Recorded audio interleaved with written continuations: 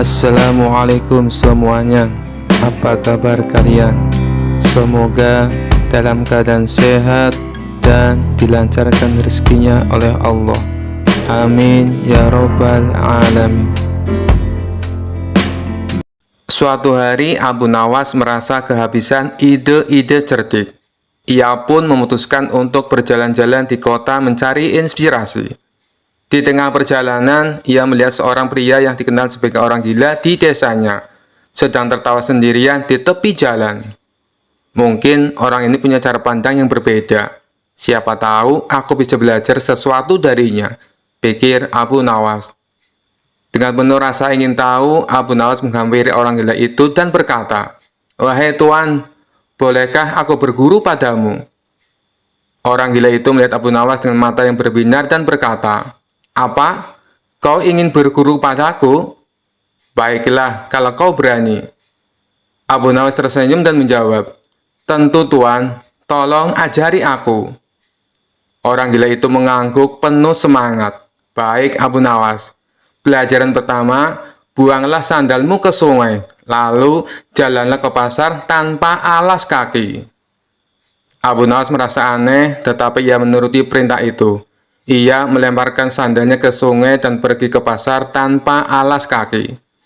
Di sepanjang jalan, orang-orang memandangnya dengan cara heran dan beberapa bahkan tertawa melihat Abu Nawas yang terkenal cerdik berjalan seperti orang kebingungan. Setelah ia kembali, orang gila itu tertawa terbahak-bahak. Bagaimana rasanya menjadi bahan tertawaan orang Abu Nawas? Abu Nawas tersenyum, "Rasanya memang aneh. Tapi aku jadi paham bahwa kadang-kadang kita tidak boleh terlalu peduli pada pendapat orang lain." Orang gila itu mengangguk. "Tepat. Sekarang pelajaran kedua. Kau harus pergi ke rumah makan paling mahal di kota dan pesanlah makanan termewah. Tapi bayarnya dengan daun kering." Abu Nawas tertawa kecil, tapi ia tetap mengikuti perintah itu. Ia masuk ke rumah makan, memesan makanan enak. Dan ketika saatnya membayar, ia mengeluarkan segenggam daun kering dari sakunya. Pemilik rumah makan tentu saja marah besar. "Hei, kau pikir ini kebun raya? Daun itu bukan uang." Abu Nawas dengan tenang menjawab, "Oh, ini hanya pelajaran dari seorang guru. Kadang kita harus melihat betapa absurdnya dunia ini." Ketika kembali ke orang gila, Abu Nawas tertawa sambil berkata, "Tuan, aku sekarang mengerti. Kadang hidup tak perlu selalu serius, dan kita tak perlu terlalu memikirkan tata aturan yang kaku. Dunia ini penuh aturan aneh, tapi tak semuanya harus kita pedulikan." Orang gila itu tersenyum lebar. "Kau benar Abu Nawas. Hidup adalah lelucon yang harus kita nikmati, bukan rumus yang harus kita selesaikan." Sejak saat itu, Abu Nawas merasa mendapatkan pelajaran berharga dari orang yang dianggap gila. Ia pun semakin jenius dan santai dalam menjalani hidup, karena memahami bahwa terkadang kebahagiaan datang dari berpikir seperti orang yang bebas dari aturan kaku. Kisah selanjutnya. Alkisah, datanglah segerombolan prajurit dari istana atas perintah Raja Harun al-Rasyid untuk menangkap Abu Nawas di kediamannya. Abu Nawas dikabarkan telah menghilang cukup lama entah kemana. Tidak ada satupun yang tahu keberadaannya saat itu, termasuk istrinya sendiri. Tiba-tiba ia muncul dari persembunyiannya itu dan pulang kembali ke rumah untuk menemui istrinya. "Suamiku, para prajurit kerajaan tadi pagi mencarimu." "Ya istriku, ini urusan gawat. Aku baru saja menjual Sultan Harun al-Rasyid menjadi budak." "Apa? Raja kujadikan budak? Kenapa kau lakukan itu suamiku?" "Supaya dia tahu, di negerinya ada praktek jual beli budak. Dan jadi budak itu sengsara." "Sebenarnya maksudmu baik, tapi Baginda pasti marah. Buktinya, para prajurit diperintahkan untuk menangkapmu. Menurutmu, apa yang akan dilakukan Sultan Harun al-Rasyid kepadaku? Pasti kau akan dihukum berat." "Gawat, aku akan mengerahkan ilmu yang kusimpan." Abu Nawas masuk ke dalam. Ia mengambil air wudhu lalu mendirikan sholat 2 rakaat. Kemudian berpesan kepada istrinya apa yang harus dilakukan ketika baginda raja datang. Tidak berapa lama kemudian tetangga Abu Nawas geger, karena istri Abu Nawas menjerit-jerit. "Ada apa?" tanya tetangga Abu Nawas sambil tergopoh-gopoh. "Suamiku mati." "Hah? Abu Nawas mati?" "Iya." Kini kabar kematian Abu Nawas tersebar ke seluruh pelosok negeri. Baginda Raja terkejut, kemarahan dan kegeraman beliau agak surut mengingat Abu Nawas adalah orang yang paling pintar menyenangkan dan menghibur Baginda Raja. Baginda Raja beserta beberapa pengawal istana beserta tabib istana segera menuju rumah Abu Nawas. Tabib segera memeriksa Abu Nawas. Sesaat kemudian, ia memberi laporan kepada Baginda Raja bahwa Abu Nawas memang telah mati beberapa jam yang lalu. Setelah melihat sendiri tubuh Abu Nawas terbujur kaku tak berdaya, Baginda Raja merasa terharu dan meneteskan air mata. Beliau bertanya kepada istri Abu Nawas, "Adakah pesan terakhir Abu Nawas untukku?" "Ada, Paduka Yang Mulia," kata istri Abu Nawas sambil menangis. "Katakanlah," kata Baginda Raja. "Suami hamba, Abu Nawas, memohon sudilah kiranya Baginda Raja mengampuni semua kesalahannya, baik di dunia maupun di akhirat di depan rakyat," kata istri Abu Nawas terbata-bata. "Baiklah, kalau itu permintaan Abu Nawas," kata Baginda Raja menyanggupi. Jenazah Abu Nawas diusung di atas keranda. Kemudian Baginda Raja mengumpulkan rakyatnya di tanah lapang. Beliau berkata, "Wahai rakyatku, dengarkanlah bahwa hari ini aku, Sultan Harun al-Rasyid, telah memaafkan segala kesalahan Abu Nawas yang telah diperbuat terhadap diriku dari dunia hingga akhirat, dan kalianlah sebagai saksinya." Tiba-tiba dari dalam keranda yang terbungkus kain hijau terdengar suara keras, "Syukur!" Seketika pengusung jenazah ketakutan, apalagi melihat Abu Nawas bangkit berdiri seperti mayat hidup. Seketika rakyat yang berkumpul lari tunggang langgang, bertubrukan dan banyak yang jatuh terkilir. Abu Nawas sendiri segera berjalan ke hadapan Baginda Raja. Pakaiannya yang putih-putih bikin Baginda Raja keder juga. "Kau sebenarnya mayat hidup atau memang kau hidup lagi?" tanya Baginda Raja dengan gemetar. "Hamba masih hidup, tuanku. Hamba mengucapkan terima kasih yang tak terhingga atas pengampunan tuanku." "Jadi kau masih hidup?" "Ya, Baginda, segar bugar. Buktinya, kini hamba merasa lapar dan ingin segera pulang." "Kurang ajar. Ilmu apa yang kau pakai, Abu Nawas?" "Ilmu dari Maha Guru Sufi, guru hamba yang sudah meninggal dunia. Ajarkan ilmu itu kepadaku."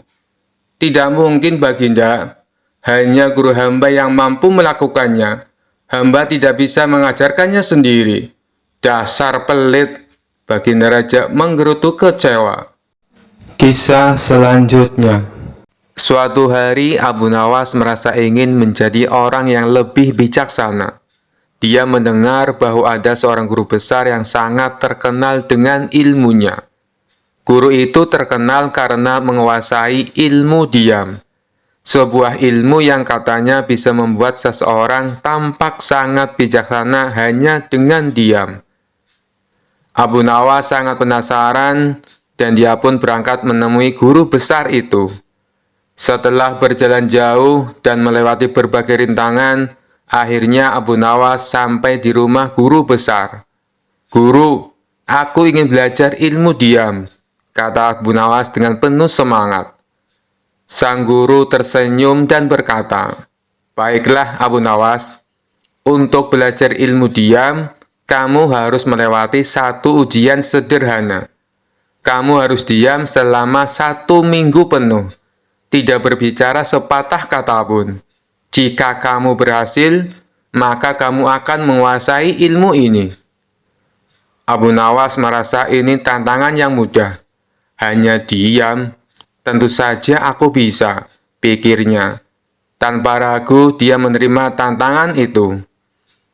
Hari pertama, Abu Nawas pergi ke pasar. Dia berjalan dengan tenang dan tidak mengeluarkan satu pun kata. Orang-orang di pasar terkejut melihat Abu Nawas yang biasanya cerewet. Kini diam 1000 bahasa. Mereka bertanya-tanya, apakah Abu Nawas sakit? Tapi Abu Nawas tetap diam. Hari kedua, tetangganya datang meminta tolong untuk memindahkan barang berat. Tapi karena Abu Nawas tidak boleh berbicara, dia hanya mengangguk dan melambaikan tangan tanda tidak bisa membantu. Tetangganya pun merasa heran dan kecewa. Ada apa dengan Abu Nawas? Kenapa dia tiba-tiba tidak mau bicara? Gumam tetangganya. Hari ketiga, Abu Nawas pergi ke rumah temannya untuk makan malam. Temannya menyajikan hidangan yang luar biasa enak. Namun saat temannya menanyakan pendapatnya tentang makanan, Abu Nawas hanya tersenyum dan tetap diam. Temannya menjadi bingung. Apakah masakanku tidak enak sampai Abu Nawas tidak mau berkomentar, pikirnya. Hari keempat, seorang anak kecil mengetuk pintu rumah Abu Nawas dan bertanya, "Paman, di mana arah ke rumah sakit?" Tapi karena Abu Nawas sedang belajar ilmu diam, dia hanya menunjuk ke arah yang salah tanpa bicara apa-apa. Anak kecil itu pun akhirnya tersesat dan malah berakhir di kandang kambing. Hari kelima, Abu Nawas sudah mulai merasa sulit. Diam selama ini ternyata melelahkan. Dia rindu untuk tertawa, bercanda, dan bercerita dengan orang-orang. Namun, dia tetap teguh berusaha menyelesaikan tantangan ini. Pada hari ketujuh, Abu Nawas datang lagi ke rumah sang guru. "Guru, aku sudah diam selama 7 hari. Apakah sekarang aku sudah menguasai ilmu diam?" Sang guru tertawa kecil dan berkata, "Abu Nawas, ternyata diam itu tidak selalu membuat kita bijaksana. Terkadang kita justru perlu berbicara untuk membantu orang lain dan membuat hidup lebih ceria." Abu Nawas terkejut, namun dia menyadari betapa benarnya kata-kata guru itu. Dengan senyum lebar di wajahnya, dia berkata, "Wah, ilmu diam ternyata lebih sulit dari yang kukira. Terima kasih, guru. Aku akan kembali berbicara lagi. Dan kali ini aku akan memilih kapan harus bicara dan kapan harus diam." Kisah selanjutnya. Suatu hari, dua saudara datang ke hadapan Abu Nawas dengan wajah masam dan tegang. Mereka sedang berseteru karena harta warisan dari orang tua mereka yang baru saja meninggal. Mereka berdebat dan berselisih tanpa henti. Masing-masing merasa berhak atas bagian yang lebih besar. "Abu Nawas, tolonglah kami. Kami tidak bisa menemukan cara membagi harta warisan ini dengan adil," kata salah satu dari mereka. Abu Nawas yang terkenal bijaksana namun penuh akal memandang keduanya dengan tatapan serius, lalu tersenyum kecil. "Baiklah, aku akan membantumu membagi harta warisan ini secara adil, tapi aku punya satu syarat." Kedua saudari itu mengangguk serempak. "Apa syaratnya, Abu Nawas?" "Kami akan menurut," jawab mereka. "Syaratnya," kata Abu Nawas sambil menahan tawa dalam hati, "kalian harus menjalankan metode pembagian yang kuciptakan sendiri. Jika setuju, kalian tidak boleh mengeluh atau menolak." Keduanya langsung setuju karena yakin Abu Nawas pasti akan bersikap adil. Tanpa menunda waktu, Abu Nawas meminta mereka membawa semua barang warisan ke tengah-tengah ruang sidang kecil yang ia buat di rumahnya. Di sana ada sebidang tanah, seekor kambing, dan sepeti penuh koin emas. Abu Nawas menatap harta tersebut dengan pandangan yang penuh perhatian, lalu berkata, "Baik, mari kita mulai. Akan kubagi semuanya secara tepat dan adil." Kemudian ia menunjuk salah satu saudara dan berkata, "Kau yang tertua, akan kuberikan bagian tanah ini. Kau bisa menggarap tanah tersebut untuk kebutuhanmu." Lalu ia menunjuk saudara yang lain, "Kau yang lebih muda, kau mendapatkan kambing ini. Kau bisa memelihara dan merawatnya, lalu mengambil keuntungan dari susu dan hasilnya. Namun kedua saudara itu tidak puas. Si sulung memprotes, Abu Nawas, tanah ini kering. Bagaimana aku bisa mendapatkan keuntungan dari ini? Adikku dapat kambing yang bisa menghasilkan setiap hari. Dan si bungsu tak kalah kesalnya. Bagaimana bisa aku hanya mendapatkan seekor kambing? Tanah itu lebih berharga dari kambing ini. Abu Nawas tersenyum mendengar keluhan mereka. Oh, jadi kalian tidak puas dengan bagian masing-masing? Mereka mengangguk. Lalu Abu Nawas mengeluarkan ide cerdasnya. Kalau begitu, kita ubah pembagiannya. Yang tertua akan mendapatkan kambing, sedangkan yang muda akan mendapatkan tanah, katanya. Tapi seperti yang Abu Nawas duga, mereka kembali tidak puas dan mulai berdebat lagi. Si sulung merasa kambing tak cukup bernilai, dan si bungsu merasa tanahnya terlalu kering. Mereka mulai saling menyalahkan dan hampir bertengkar. Abu Nawas lalu berkata dengan suara lantang, "Sudah cukup. Karena kalian tidak bisa menerima pembagian apapun dengan ikhlas, aku akan memberikan solusi terakhir. Akan kubagi semua harta ini dengan adil. Aku akan mengambil semuanya." Kedua saudara itu terkejut. "Apa maksudmu, Abu Nawas?" tanya mereka bingung. "Begini," kata Abu Nawas, "daripada kalian terus berkelahi dan tak bisa menerima bagian masing-masing, lebih baik aku saja yang menyimpan harta ini. Setidaknya aku tidak perlu mendengar keributan dan pertengkaran kalian." Mendengar itu, keduanya terdiam.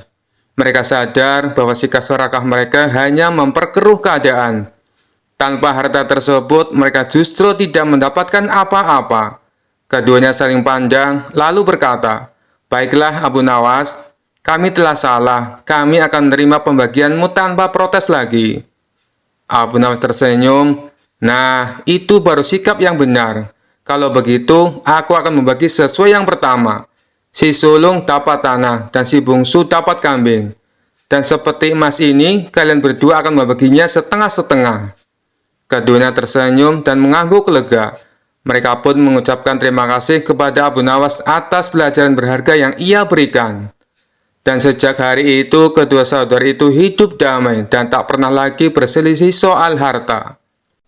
Kisah selanjutnya. Dikisahkan seorang hakim untuk wilayah pusat kota telah wafat setelah mengidap sakit kritis. Baginda Raja mengutus hakim baru yang terkenal dengan sosok kejam dan bengis. Ketika hakim sudah sampai di pusat kota, para saudagar, pemuka agama, dan tokoh setempat mulai berdatangan ke istana. Mereka membawa hadiah untuk Tuan Hakim sebagai ucapan selamat. Tuan Hakim menanyakan sosok Abu Nawas yang sering ia dengar.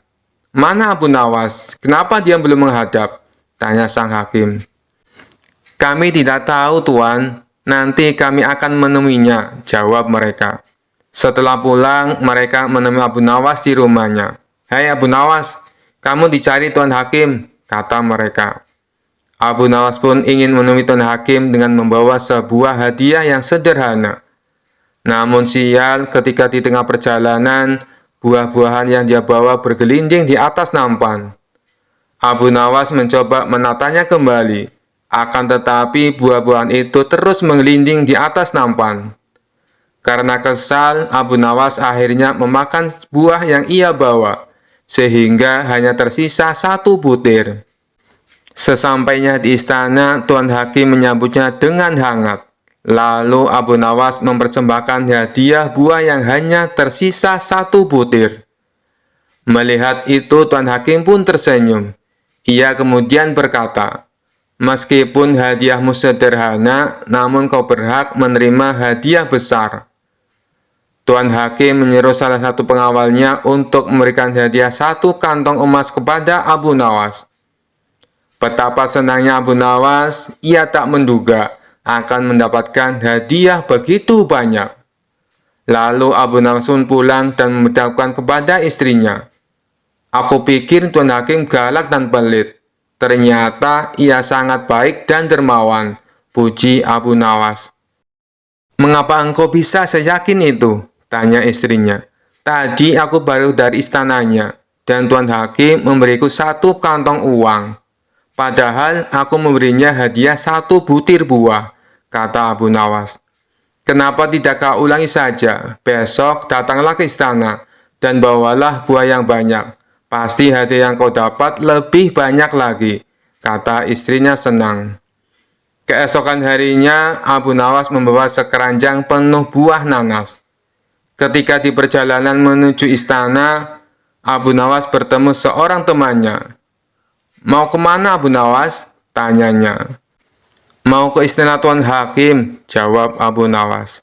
Menurutku lebih baik diganti buah yang lebih pantas, Abu Nawas, seperti buah anggur, kata teman Abu Nawas. Abu Nawas pun setuju dengan usulan tersebut. Lantas ia pergi ke pasar membeli buah anggur terbaik untuk diberikan kepada Tuan Hakim. Ketika sampai di istana, Tuan Hakim menyambutnya dengan hangat. Dan Abu Nawas mempersembahkan buah anggur yang baru saja dibelinya.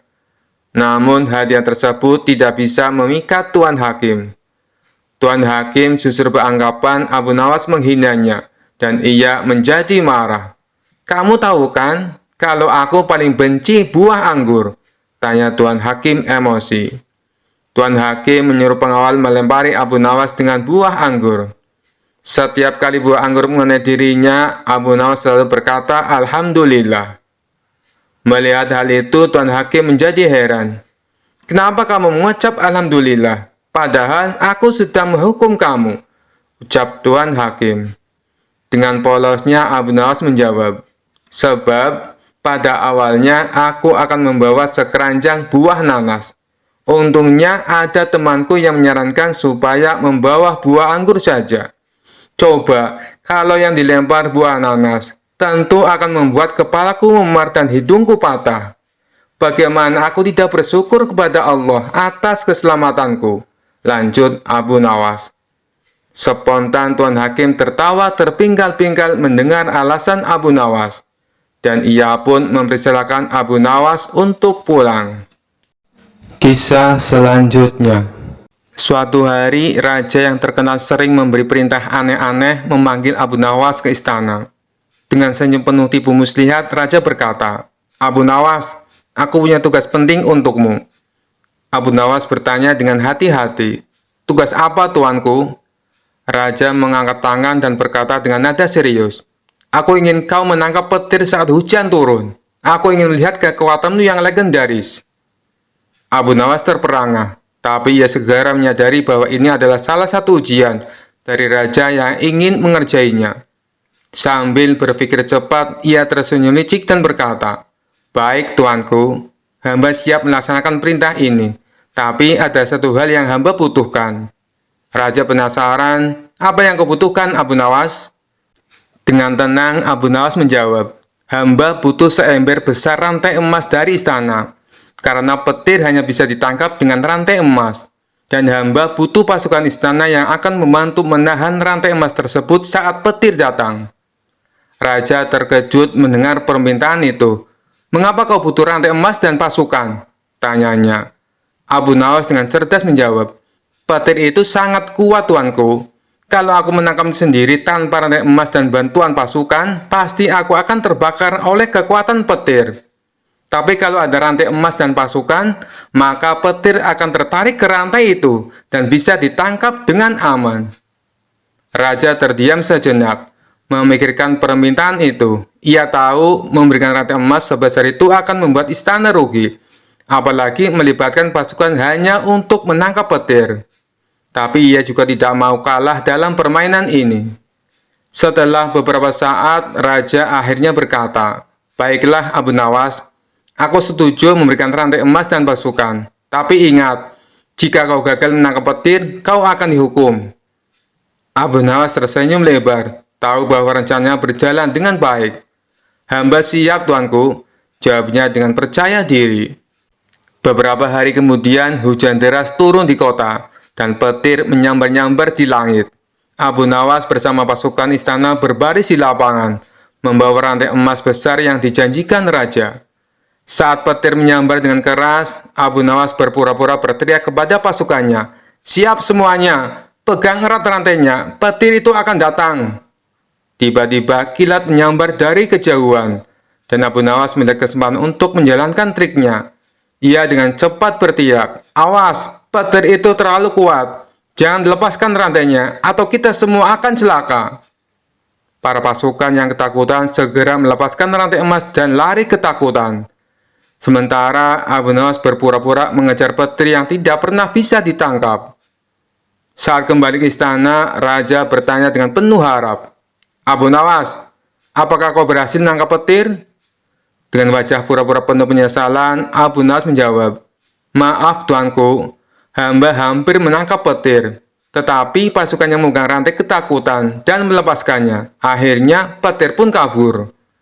Raja menghela nafas, tapi tahu bahwa Abu Nawas lagi-lagi berhasil lolos dari perintah mustahilnya. Ia tak bisa menghukum Abu Nawas karena semuanya berjalan sesuai rencana, meski tentu saja tak ada petir yang bisa tertangkap. Dengan tertawa kecil, Raja berkata, "Baiklah Abu Nawas, kali ini aku biarkan kau lolos. Tapi ingat, lain kali kau harus benar-benar menangkapnya." Abu Nawas tersenyum penuh kemenangan dan menjawab, "Tentu tuanku, lain kali hamba pasti lebih siap." Kisah selanjutnya. Kisah ini berawal ketika Baginda Raja baru pulang dari negeri seberang. Ia pun menceritakan pengalamannya selama tinggal di sana, termasuk mengenai seorang pengawal pribadi Raja negeri seberang yang terkenal sakti. Si pengawal tersebut bisa muncul tiba-tiba tanpa diketahui dari mana ia datang. Mendengar cerita Baginda Raja, sang menteri pun merasa takjub. "Maksud Paduka, pengawal itu bisa muncul tiba-tiba?" tanya sang menteri merasa heran. "Benar wahai menteriku, saat itu saya sedang duduk dengan Raja negeri seberang. Tapi di samping kanan kirinya tak ada seorang pun pengawal. Lalu saya coba tanya kepadanya, 'Kenapa pengawalmu tidak mendampingi?' Dia malah tersenyum. Kemudian dia teriak memanggil pengawalnya. Tiba-tiba di hadapan kami sudah berdiri seorang pengawal, yang entah datangnya dari mana," kata Baginda Raja menjelaskan. "Bisa jadi pengawal tersebut sebenarnya adalah jin Paduka," timpal sang menteri. "Mungkin juga bisa jadi dia adalah jin," balas Baginda Raja. Setelah mendengar cerita tersebut, sang menteri muncul ide akan sebuah tantangan. Kemudian ia mengungkapkan idenya tersebut kepada Baginda Raja. "Paduka yang mulia, bukankah selama ini tantangan Paduka selalu berhasil dikalahkan Abu Nawas? Bagaimana kalau Abu Nawas ditantang seperti pengawal sakti itu?" kata sang menteri mengusulkan. "Tantangan? Tantangan apa? Aku belum paham dengan maksudmu," tanya Baginda Raja bingung. "Begini Paduka, Abu Nawas kita tantang hadir di depan Paduka. Tapi tidak boleh dengan jalan kaki, tidak boleh berkendaraan, dan tidak boleh kelihatan. Dia harus datang tiba-tiba seperti pengawal itu," kata sang menteri menjelaskan. "Bagus sekali ide kamu, saya setuju. Kali ini Abu Nawas pasti akan kalah," balas Baginda Raja kegirangan. Tanpa membuang-buang waktu, Baginda Raja langsung memerintahkan beberapa pengawal untuk memanggil Abu Nawas. Singkat cerita, datanglah Abu Nawas menghadap Baginda Raja. "Wahai Abu Nawas, apakah kamu masih berani menerima tantanganku?" tanya Baginda Raja. "Tentu saja saya berani Paduka. Tapi saya perlu tahu apa impiannya kalau saya berhasil," kata Abu Nawas balik bertanya. "Karena tantangan ini sangat sulit dan mustahil, hadiahnya akan aku tambah menjadi 1000 dinar. Tapi bila kamu gagal, sebagai hukumannya, kamu harus memandikan kuda-kuda istana selama sebulan. Dan semua hadiah yang selama ini aku berikan harus kamu kembalikan. Karena hadiah tersebut akan aku serahkan kepada menteriku, sebab dialah yang punya ide tantangan ini. Apa kamu bersedia?" tanya Baginda Raja kembali. Mendengar hadiah yang begitu besar, spontan Abu Nawas langsung tergiur. "Baik Paduka yang mulia, saya sangat bersedia," sahut Abu Nawas dengan muka berseri-seri. Kemudian Baginda Raja memberitahu tantangan yang akan ia berikan. Besok kamu harus ada di sini persis seperti sekarang ini, berdiri tepat di hadapanku. Tapi ada syaratnya. Kamu ke sini tidak boleh berjalan kaki, tidak boleh naik kendaraan, dan tidak boleh terlihat oleh siapapun. Pokoknya tahu-tahu kamu sudah ada di sini. Jelas baginda raja. Seketika jantung Abu Nawas langsung berdebar kencang mendengar tantangan tersebut. Ini tantangan yang mustahil. Mana mungkin aku bisa melakukannya, pikir Abu Nawas. Di tengah kebingungan Abu Nawas, baginda raja kembali berkata, "Kalau kamu membatalkan tantangan ini, itu saja kamu mengaku kalah. Dan itu berarti kamu harus menjalani hukuman dan menyerahkan semua hadiahmu kepada menteriku." Sementara sang menteri merasa puas dengan ide tantangan yang dimilikinya. "Mampus kau Abu Nawas, kau akan menderita selama sebulan," ucap sang menteri dalam hati. Nasi sudah menjadi bubur, Abu Nawas tak mungkin membatalkan tantangan tersebut. Ia pun lalu mohon diri kepada baginda raja untuk pamit pulang ke rumahnya. Setibanya di rumah, Abu Nawas duduk di teras rumah sambil memutar otaknya. Ia terus memikirkan cara agar terlepas dari hukuman. Namun sampai waktu menjelang sore, ia tak juga menemukan solusinya. Hampir saja Abu Nawas dibuat stres karena akal cerdiknya menemukan jalan buntu. Saat ia tengah termenung, salah seorang tetangganya lewat di depan rumah Abu Nawas dengan memanggul karung yang besar. Iseng-iseng Abu Nawas bertanya kepadanya, "Wahai kawan, apa yang kau bawa itu?" Tetangganya menjawab, "Kambing Abu Nawas." "Kambing? Kenapa tidak dituntun saja? Itu akan meringankan pekerjaanmu," kata Abu Nawas menyarankan. "Saya sengaja Abu Nawas, biar orang-orang tidak tahu," balas tetangganya. Dari situlah akhirnya Abu Nawas menemukan solusi atas tantangan baginda raja. Kemudian Abu Nawas pergi menemui menteri yang punya ide tantangan tersebut. "Tuan Menteri, sepertinya besok saya akan dihukum. Tapi bolehkah saya minta tolong?" pinta Abu Nawas. "Minta tolong apa?" tanya sang menteri. "Besok ambillah karung yang ada di rumahku dan bawalah ke hadapan baginda raja," ucap Abu Nawas. "Apa isi karung itu?" tanya sang menteri kembali. "Isinya semua hadiah dari baginda raja. Selama ini aku kumpulkan di dalam karung tersebut. Bukankah nantinya juga akan jadi milikmu?" ujar Abu Nawas. "Oh, baiklah Abu Nawas, saya siap," balas sang menteri. Esok paginya sang menteri menuju rumah Abu Nawas. Sesampainya di sana, ia hanya menjumpai istrinya. "Mana Abu Nawas?" tanya sang menteri. "Abu Nawas sudah berangkat ke istana," jawab istri Abu Nawas. Kemudian istri Abu Nawas menunjukkan karung yang akan dibawa oleh Tuan Menteri. Dengan hati gembira, sang menteri memanggulkan tersebut sampai ke istana. Meskipun terik matahari sangat panas tak membuat sang menteri merasa letih, karena rasa letihnya terobati dengan hadiah yang akan ia dapatkan.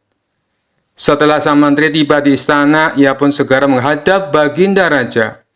"Apa yang kau bawa itu? Dan mana Abu Nawas?" tanya baginda raja. "Bukannya Abu Nawas sudah ke sini?" kata istrinya. "Ia sudah berangkat dari pagi Paduka. Dan karung ini adalah semua hadiah yang Abu Nawas kumpulkan," jawab sang menteri. "Mana? Sampai saat ini Abu Nawas belum kelihatan." "Ya, sudahlah, kita tunggu saja. Sekarang, buka ikatan tali karung itu. Aku ingin melihat isinya." Sang menteri pun langsung membuka ikatan tali karung tersebut. Ketika karung itu terbuka, tiba-tiba muncul Abu Nawas dari dalam karung. "Hamba sudah di sini, Paduka, seperti yang Paduka inginkan. Tidak berjalan kaki, tidak berkendaraan, dan tidak diketahui oleh siapapun," ucap Abu Nawas. Sontak baginda raja dan sang menteri terkejut dibuatnya. Baginda raja pun langsung tertawa terpinggal-pinggal dengan tingkah Abu Nawas ini. "Kamu memang cerdik Abu Nawas," puji baginda raja sambil terus tertawa. Sementara sang menteri yang punya ide tantangan ini malah mendapatkan sial. Ia bukan hanya gagal mendapatkan hadiah, tapi tanpa ia sadari, ia malah membantu Abu Nawas dalam menjalankan tantangannya. Kisah selanjutnya. Pada suatu hari yang cerah, Abu Nawas sedang berjalan di pasar. Ia baru saja menerima hadiah sebotol minuman dari seorang pedagang yang sangat menghormatinya karena kecerdasannya. Botol itu terlihat sangat indah, berisi cairan berwarna merah muda yang berkilauan di bawah sinar matahari.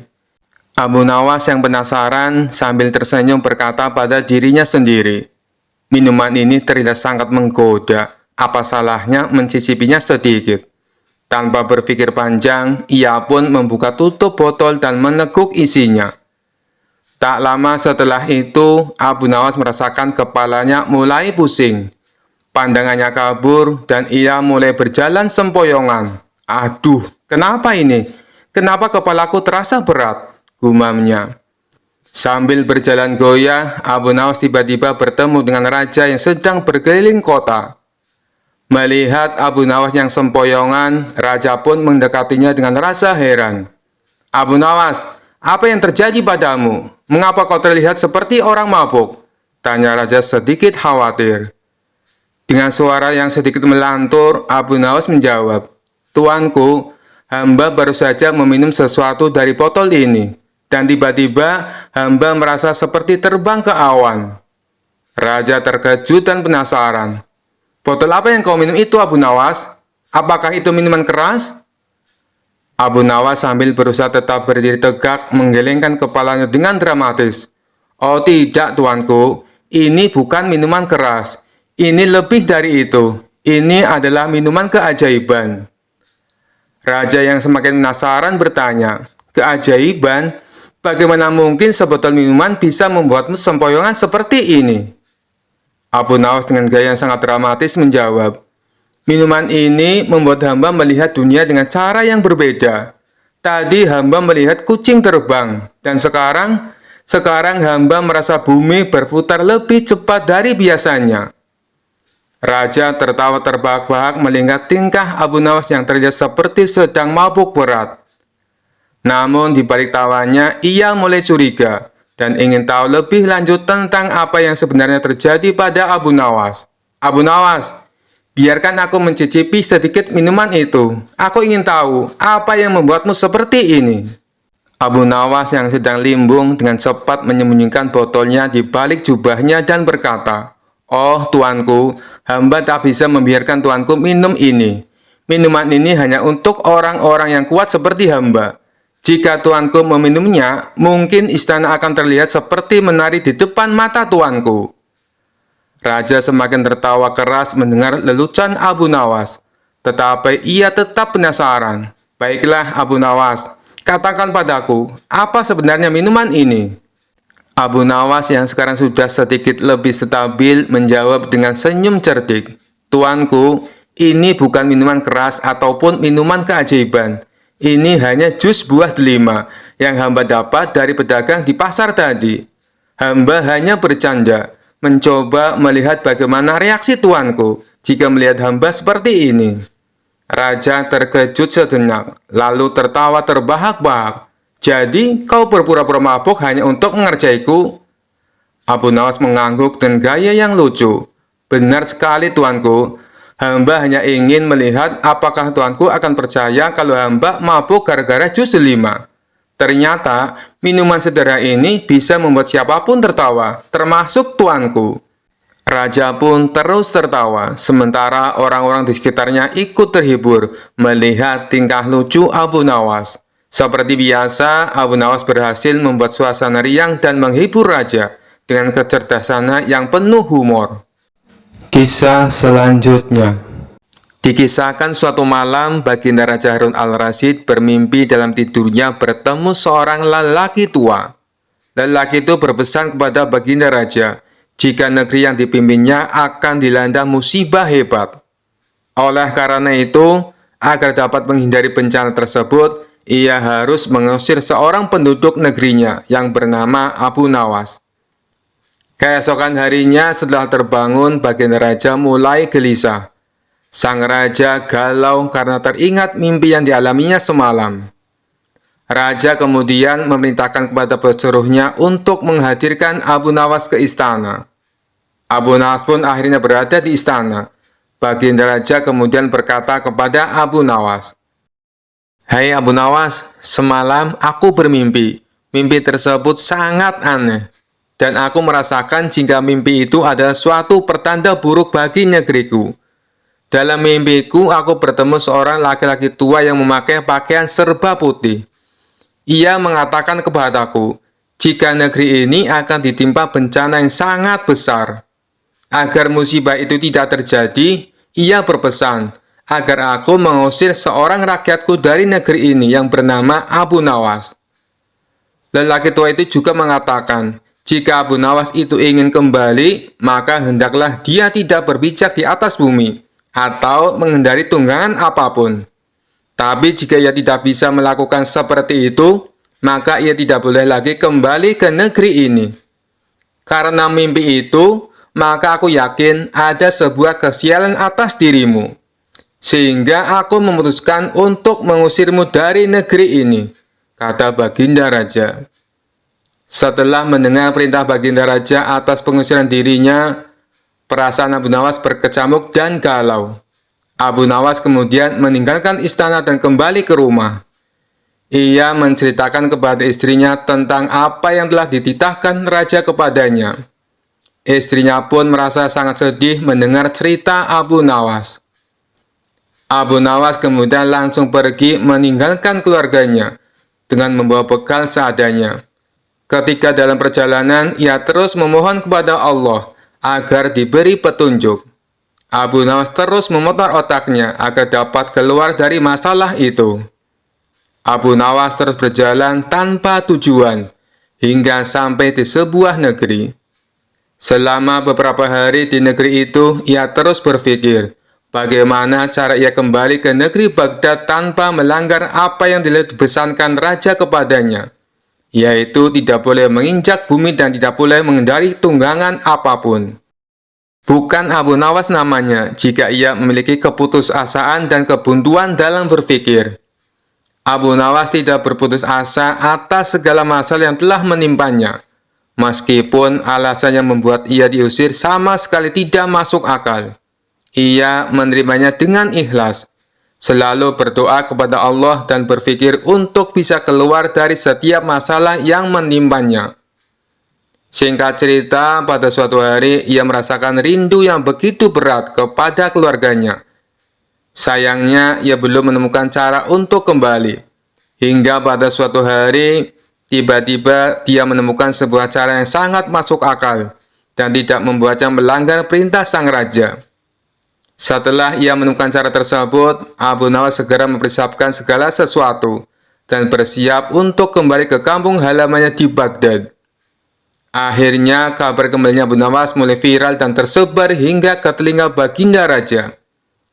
Kepulangan Abu Nawas disambut gembira oleh beberapa warga karena kecintaan mereka kepada Abu Nawas. Baginda Raja pun ikut senang, akan tetapi kali ini dalam suasana yang berbeda. Jika rakyat merasa senang karena mereka menyukai Abu Nawas, Baginda Raja senang karena kali ini ia dapat leluasa memberi hukuman kepada Abu Nawas. Baginda Raja berpikir Abu Nawas akan mustahil dapat kembali tanpa berpijak pada bumi atau menunggangi sesuatu. Hingga akhirnya tibalah Abu Nawas di istana dan menghadap Baginda Raja.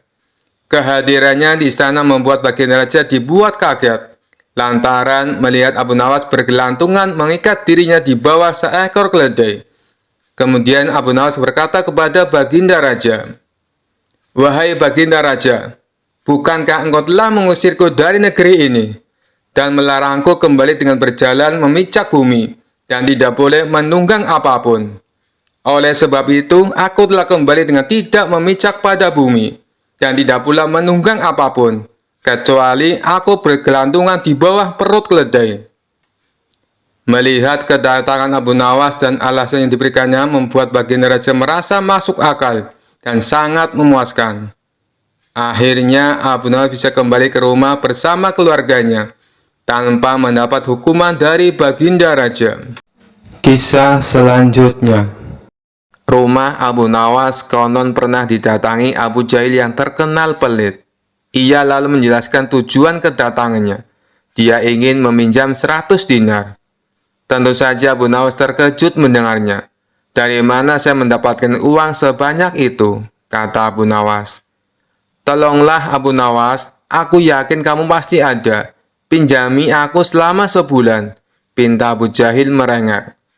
Awalnya Abu Nawas tidak mau mengabulkan permintaan Abu Jahil. Namun karena terus-menerus didesak, Abu Nawas tidak bisa menolak.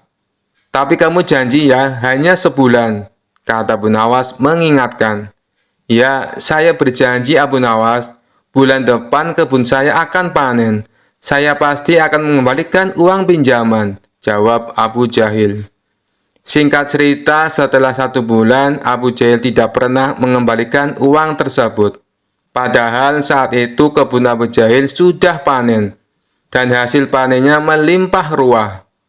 Payah Abu Jahil, dia tidak menepati janjinya, batin Abu Nawas. Karena membutuhkan uang, Abu Nawas terpaksa pergi ke rumah Abu Jahil untuk menagih hutangnya. "Bagaimana dengan janjimu Abu Jahil? Katanya kamu akan mengembalikan uang itu dalam waktu sebulan," kata Abu Nawas. Abu Jahil menjawab bahwa dia tidak bisa membayar hutangnya. Ia beralasan bahwa uang hasil kebunnya digunakan untuk mengobati saudaranya yang sakit. "Jangan khawatir Abu Nawas, saya pasti akan membayar bulan depan," kata Abu Jahil. Mendengar jawaban Abu Jahil, Abu Nawas sangat kecewa. Akhirnya dia pulang tanpa membawa uang sepeser pun. Beberapa hari kemudian, Abu Nawas mendengar kabar bahwa Abu Jahil sering mengundang teman-temannya untuk berpesta di rumahnya. Mendengar hal tersebut, Abu Nawas menjadi emosi. "Kurang ajar," katanya, dia kekurangan uang, tetapi dia malah sering mengadakan pesta, gerutu Abu Nawas. Abu Jahil pasti tidak akan membayar hutangnya karena 1000 alasan. Akhirnya Abu Nawas mendapat ide untuk mengerjai Abu Jahil. Keesokan harinya, Abu Nawas pergi ke desa seberang untuk menemui sahabatnya. Dia mulai menyusun strategi dan meminta bantuan seorang teman. Setelah strateginya matang, Abu Nawas segera mendatangi rumah Abu Jahil. "Mengapa kamu ke sini Abu Nawas? Aku kan sudah bilang, jika mengembalikan uangnya itu bulan depan," kata Abu Jahil. "Jangan salah paham Abu Jahil, aku ke sini bukan untuk menagih hutang. Aku ingin mengajakmu bertemu dengan orang pintar," jawab Abu Nawas. "Ada perlu apa memangnya?" tanya Abu Jahil penasaran. "Ini Abu Jahil, di desa seberang katanya ada dukun pesugihan yang bisa membuat kita kaya. Aku ingin mencobanya di sana," jawab Abu Nawas. "Benarkah? Oke Abu Nawas, aku ikut. Aku juga ingin kaya," kata Abu Jahil kegirangan mendengar adanya tawaran dukun pesugihan tersebut. Singkat cerita, Abu Nawas dan Abu Jahil tiba di rumah dukun pesugihan tersebut. Setelah memanggil keduanya, dukun itu bertanya, "Apa yang kamu lakukan di sini?" Abu Nawas kemudian mengutarakan keinginannya agar ia ingin kaya tanpa bekerja. "Oh, itu mudah, tapi ada syaratnya," kata sang dukun. "Apa syaratnya?" tanya Abu Nawas. "Syaratnya harus ada yang dikorbankan. Tapi jangan khawatir, korbannya tidak harus dari keluarga. Orang lain juga bisa dikorbankan. Tapi orang lain itu adalah orang yang terkait dengan hartamu," jawab sang dukun. "Apa maksudmu? Aku tidak mengerti," tanya Abu Nawas lagi. "Ya, misalnya siapapun yang berutang uang kepadamu, orang itu dapat digunakan sebagai korban, meskipun dia bukan anggota keluargamu," jawab sang dukun. "Bagaimana jika orang itu tidak mau?" tanya Abu Nawas. "Kamu tidak perlu meminta izin kepada orang tersebut. Nanti ia akan jadi korban tanpa ia sadari, dan tiba-tiba mati dengan mengerikan," kata sang dukun menjelaskan. "Oh, aku mengerti. Baiklah, aku setuju," jawab Abu Nawas sambil memandang Abu Jahil. Abu Jahil yang merasa dikorbankan langsung gemetaran. Dukun itu kemudian mengajari Abu Nawas mantra sebagai ritual. Tengah malam setelah kembali dari rumah dukun, Abu Nawas berkata di tengah jalan, "Abu Jahil, kamu tidak perlu mengembalikan hutang 100 dinar. Saya ikhlas." Mendengar hal itu, Abu Jahil langsung ketakutan. "Jangan Abu Nawas, saya akan mengembalikan uang kamu nanti. Tepatnya saat sampai di rumah saya. Nanti akan segera aku kembalikan," kata Abu Jahil dengan ketakutan. "Bukankah kamu kemarin mengatakan bahwa kamu kehabisan uang?" goda Abu Nawas. "Saya masih punya banyak uang, Abu Nawas. Aku sengaja berbohong padamu," kata Abu Jahil. Akhirnya Abu Jahil segera mengembalikan uang pinjamannya kepada Abu Nawas di hari itu juga, sejumlah uang 100 dinar. Setelah diselidiki, terungkap bahwa dukun yang didatangi Abu Nawas dan Abu Jahil adalah sahabat Abu Nawas. Taktik ini sengaja diatur oleh Abu Nawas dan kawannya tersebut agar Abu Jahil segera melunasi hutangnya. Cerdas sekali Abu Nawas. Kisah selanjutnya. Kisah Abu Nawas kali ini berawal dari baginda raja yang memiliki seorang menteri kepercayaan dan senantiasa mendampinginya. Menteri itu bernama Abu Jahal. Namun kepercayaan yang diberikan oleh baginda raja sering dimanfaatkan oleh Abu Jahal untuk memperkaya diri. Terkadang ia meminta upeti kepada rakyat dengan mengatasnamakan baginda raja. Hal ini tentu saja membuat Abu Nawas geram, tapi tidak berani mengadukannya kepada baginda raja. Sebab dengan kedudukan yang dimiliki, Abu Jahal bisa saja memutarbalikkan fakta dan menuduh Abu Nawaslah pelakunya. Seiring berjalannya waktu, penasihat istana meninggal dunia. Baginda raja sangat kehilangan dan belum bisa menemukan penggantinya. Jadi untuk sementara waktu jabatan penasihat istana masih kosong, belum ada yang mendudukinya. Kesempatan ini segera dimanfaatkan Abu Jahal. Ia ingin sekali menduduki jabatan tersebut. Dengan begitu ia bisa lebih leluasa mempengaruhi baginda raja. Segala cara Abu Jahal lakukan. Di depan baginda raja, Abu Jahal terus mencari muka agar terpilih menjadi penasehat istana. Tapi sayangnya ambisi Abu Jahal ini harus kandas di tengah jalan, karena tidak berapa lama baginda raja justru memilih Abu Nawas untuk menjadi penasehat istana. Keputusan baginda raja ini tentu saja membuat Abu Jahal kecewa, sehingga ia menaruh dendam kepada Abu Nawas. Suatu hari ketika Abu Jahal melihat Abu Nawas sedang duduk bersama baginda raja, timbul pemikiran di kepalanya. Seharusnya aku yang ada di tempat Abu Nawas. Abu Nawas tidak pantas duduk di situ. Abu Nawas itu apa dia? Tidak mampu mengurus masalah kerajaan. Pantasnya dia jadi pelawak istana, gerdu Abu Jahal dalam hati. Merasa kecewa dengan keputusan baginda raja, Abu Jahal lalu menyampaikan keberatan. Pada suatu hari saat baginda raja sedang duduk sendirian di singgasananya, Abu Jahal menghadap dan berkata, "Ampun Paduka yang mulia, hamba izin menghadap baginda raja." Baginda raja terkejut melihat Abu Jahal yang tiba-tiba menghadapnya. "Ada apa Abu Jahal? Apa yang ingin kau sampaikan?" tanya baginda raja. "Ampun Paduka yang mulia, hamba rasa Abu Nawas tidak pantas menjabat sebagai penasihat istana.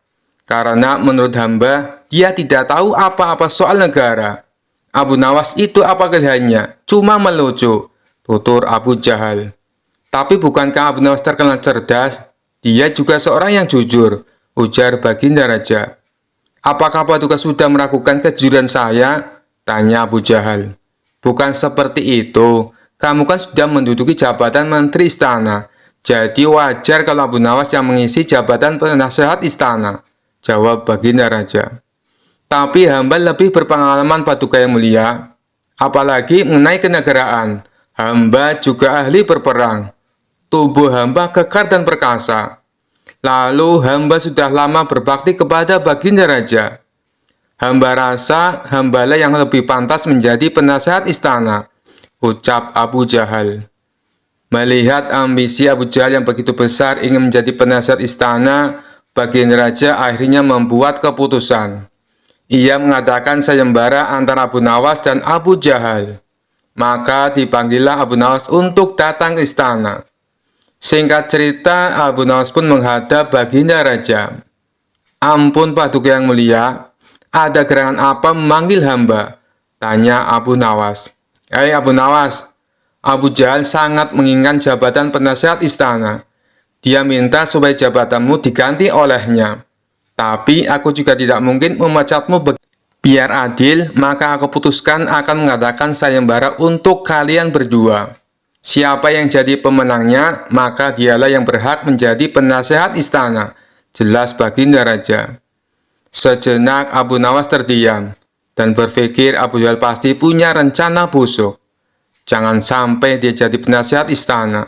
Bisa-bisa rakyat makin tertindas oleh kelakuannya, pikir Abu Nawas. "Ampun Paduka yang mulia, kalau boleh tahu sayembara apa yang hendak diberikan?" tanya Abu Nawas. "Aku ingin masing-masing dari kalian membawakan 1 gentong air laut, tapi yang rasanya tawar," perintah Baginda Raja. Abu Nawas dan Abu Jahal langsung terkejut mendengar permintaan Baginda Raja yang aneh itu. "Sekarang pulanglah kalian berdua, dan besok kembali ke sini dengan membawa air laut yang rasanya tawar," kata Baginda Raja melanjutkan. Sesampainya di rumah, Abu Nawas terus memikirkan dan mencari tahu keberadaan laut yang airnya tawar. Mana ada air laut yang rasanya tawar? Orang secerdik apapun tidak akan bisa melakukannya, pikir Abu Nawas.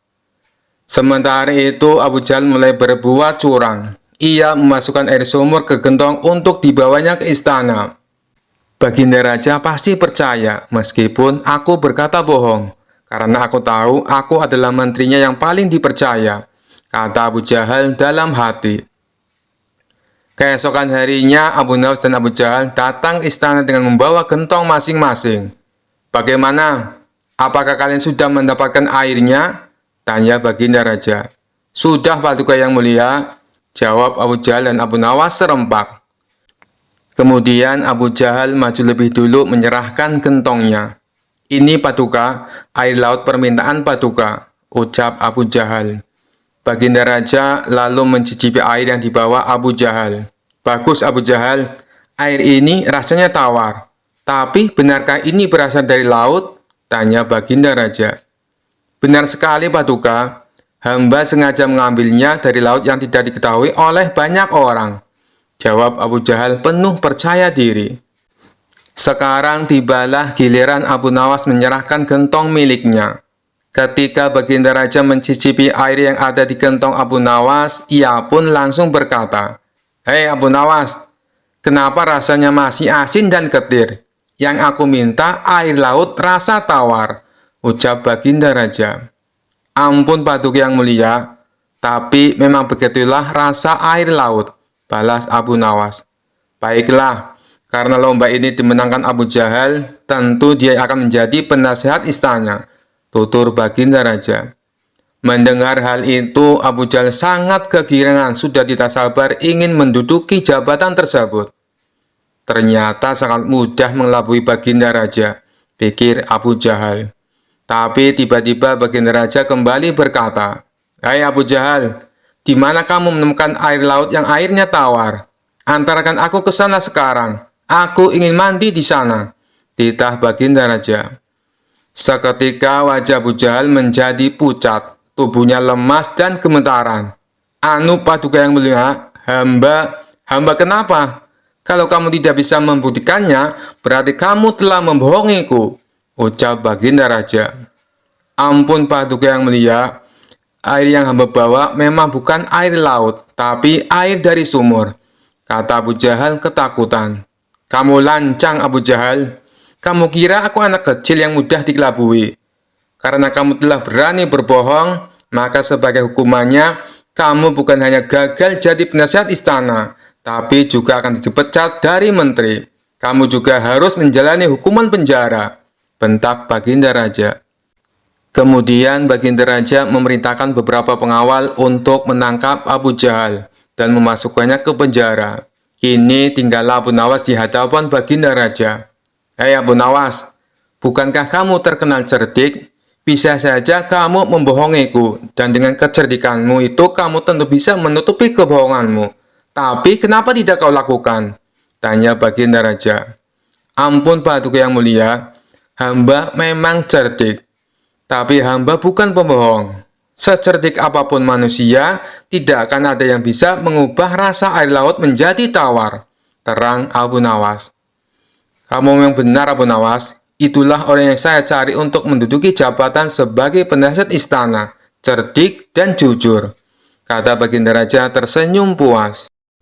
Kisah selanjutnya. Abu Nawas mendengar kota Baghdad gempar mengenai adanya seseorang yang mengaku sebagai peramal sakti. Di depan banyak orang, dia sesumbar bisa mengetahui peristiwa yang akan datang. Hal ini pun membuat rakyat penasaran, termasuk Abu Nawas. Bahkan ada sebagian orang sengaja datang ke tempat peramal itu untuk minta diketahui nasibnya. Dengan ekspresi layaknya orang sakti, orang tersebut memberitahu kepada pasiennya tentang nasib yang akan terjadi di kemudian hari. Orang yang mengaku sakti itu cukup pintar mengolah kata. Sebab apabila ramalannya tidak sesuai kenyataan, dia beralasan karena si pasien telah melanggar aturan, sehingga nasib baiknya tidak kunjung datang. Anehnya, ada saja orang yang percaya dengan bualan si peramal palsu. Alhasil, rumahnya kini banyak didatangi pasien yang ingin diramal masa depannya. Hal ini membuat Abu Nawas resah. Ia ingin sekali memberi pelajaran kepada si peramal palsu. Setelah berpikir lama, akhirnya sosok cerdik ini menemukan ide untuk mengerjai orang yang mengaku sakti itu. Besoknya Abu Nawas mendatangi rumah si peramal palsu dengan membawa tongkat di tangannya. Ada apa wahai anakku? Apa yang kau keluhkan? Tanya si peramal palsu dengan nada sok berwibawa. Aku cuma mau tanya, apa benar Anda bisa meramal masa depan? Tanya Abu Nawas. Tepat sekali, kau datang ke tempat yang benar, jawab orang tersebut. Oh, begitu. Selain meramal masa depan orang, apakah Anda juga bisa meramal nasib Anda sendiri di masa mendatang? Tanya Abu Nawas lagi. Tentu saja bisa, wahai anakku. Aku bisa tahu apa yang akan terjadi pada diriku sendiri, jawab si peramal palsu. Setelah mendengar pengakuan orang tersebut, tiba-tiba Abu Nawas memukulkan tongkatnya tepat mengenai kepala si peramal. Aduh, kenapa kau memukulku? Tanya si peramal palsu kesakitan. Tadi katanya Anda bisa tahu apa yang akan terjadi pada diri Anda sendiri. Seharusnya sebelum aku memukul, Anda sudah menghindar. Berarti Anda pembohong, ujar Abu Nawas. Tidak wahai anakku. Sebenarnya aku sudah tahu, bahkan sebelum kau datang ke sini, kata si peramal berpura-pura. Tapi kenapa Anda tadi tidak mengelak sewaktu aku pukul? Tanya Abu Nawas. Itu aku sengaja membiarkannya, jawab peramal palsu tersebut.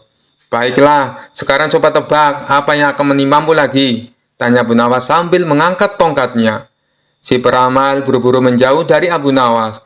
Kamu pasti akan memukulku, jawab si peramal palsu. Anda salah, balas Abu Nawas. Bersamaan dengan itu, Abu Nawas menghancurkan barang-barang yang digunakan sebagai sarana perdukunan di ruangan tersebut. Seketika di sana berantakan, banyak barang pecah akibat pukulan tongkat Abu Nawas. Tidak terima dengan perilaku Abu Nawas, peramal palsu itu lalu mengadukannya kepada Tuan Hakim. Singkat cerita, Abu Nawas dan si peramal palsu diundang ke pengadilan. Di depan Tuan Hakim, si peramal palsu menuntut Abu Nawas dihukum berat, sebab telah memukul dirinya dan membuat onar di rumahnya. Hai Abu Nawas, apa alasanmu sampai tega memukul dia dan kenapa kau menghancurkan barang-barangnya? Tanya Tuan Hakim. Begini Tuan Hakim, awalnya hamba tanya ke dia, apakah bisa tahu nasib yang akan terjadi kepada dirinya sendiri. Dia kan ngakunya peramal dan bilang katanya tahu. Tapi saat hamba pukul pakai tongkat, dia tidak menghindar. Tuan Hakim pasti menghindarkan apabila tahu ada orang yang akan memukul. Jadi yang salah siapa? Dia yang pembohong atau hamba yang memukul? Cerita Abu Nawas. Lalu saat hamba hancurkan barang-barangnya, ternyata dia juga tidak tahu Tuan Hakim. Kalau dia tahu, pasti sebelum hamba datang sudah mengamankan barang-barangnya, ditaruh di dalam kamar. Katanya bisa meramal masa depan, sedangkan masa depannya sendiri saja tidak tahu. Berarti dia pembohong, jelasnya. Ada benarnya apa yang dikatakan Abu Nawas. Kalau kau memang mau peramal, harusnya tahu apa yang akan terjadi kepadamu, ucap Tuan Hakim kepada si peramal palsu. Akhirnya Abu Nawas dibebaskan dari tuntutan hukuman. Sementara orang yang mengaku sakti itu menjadi kapok. Dia tidak berani membuka praktek ramalannya lagi. Kisah selanjutnya. Pada suatu hari, Raja Harun al-Rasyid memanggil Abu Nawas ke istana. Wajah sang raja tampak serius, tidak seperti biasanya. Abu Nawas yang selalu cerdik sudah merasa ada sesuatu yang tidak beres. Abu Nawas, kata raja dengan nada berat, ada masalah besar. Raja Jin dari Irak telah menantangku untuk sebuah pertarungan. Jika aku tidak mengirimkan seseorang petarung yang hebat, dia akan menghancurkan kerajaanku. Abu Nawas terkejut. Raja Jin? Astagfirullahaladzim. Kenapa tuanku tidak mengirim pasukan saja? Raja Harun al-Rasyid tersenyum tipis. Jin berbeda dengan manusia. Hanya seseorang yang memiliki kecerdikan luar biasa yang bisa mengalahkan mereka. Jadi, aku memilihmu, Abu Nawas. Abu Nawas langsung merasa was-was. Menghadapi jin saja sudah menakutkan, apalagi raja mereka. Tapi karena perintah sang raja, Abu Nawas tidak bisa menolak. Dengan berat hati, ia menerima tantangan tersebut.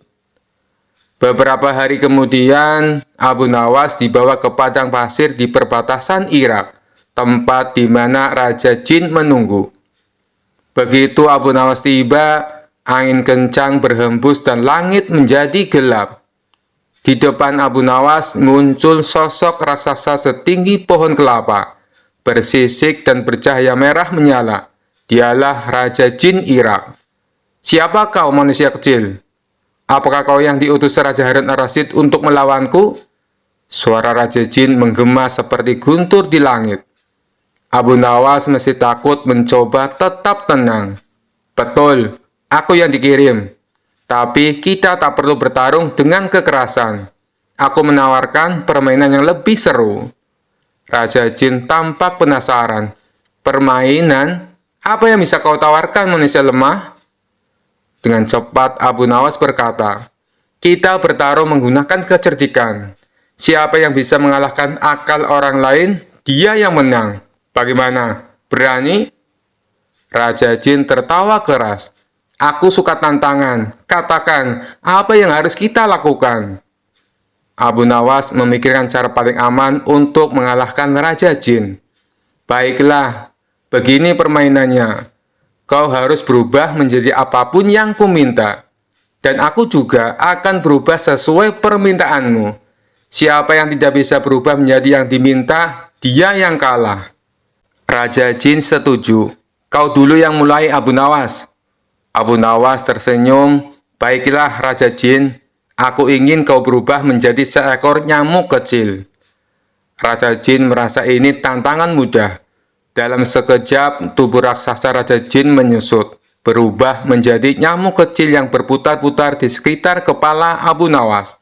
Bagaimana? Lihat, aku bisa, kata Raja Jin, yang kini berbicara dalam suara kecil seperti dengungan nyamuk. Abu Nawas dengan cepat mengayunkan tangannya dan menjepit nyamuk itu dengan jari-jarinya.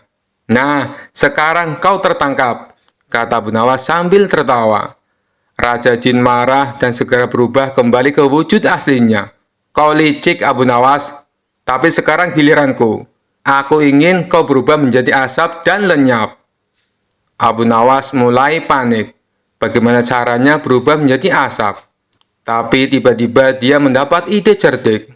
Baiklah, kata Abu Nawas, tapi kau harus tutup matamu dulu, agar kau tidak melihatku berubah menjadi asap. Raja Jin yang tidak curiga menurutinya dan menutup matanya. Dengan cepat Abu Nawas berlari secepat kilat menjauh dari tempat itu, meninggalkan Raja Jin yang menunggu dengan mata tertutup. Setelah beberapa saat, Raja Jin membuka matanya dan terkejut melihat Abu Nawas sudah hilang. "Hei, kemana dia?" seru Raja Jin. Dari kejauhan Abu Nawas berteriak, "Aku sudah berubah menjadi asap dan lenyap, wahai Raja Jin." Raja Jin terperanjat. "Apa? Bagaimana mungkin? Kau benar-benar cerdik, Abu Nawas. Aku mengakui kekalahanku." Akhirnya Raja Jin mundur dan tidak pernah lagi menantang Raja Harun al-Rasyid. Sementara itu, Abu Nawas kembali ke istana dengan kemenangan yang gemilang.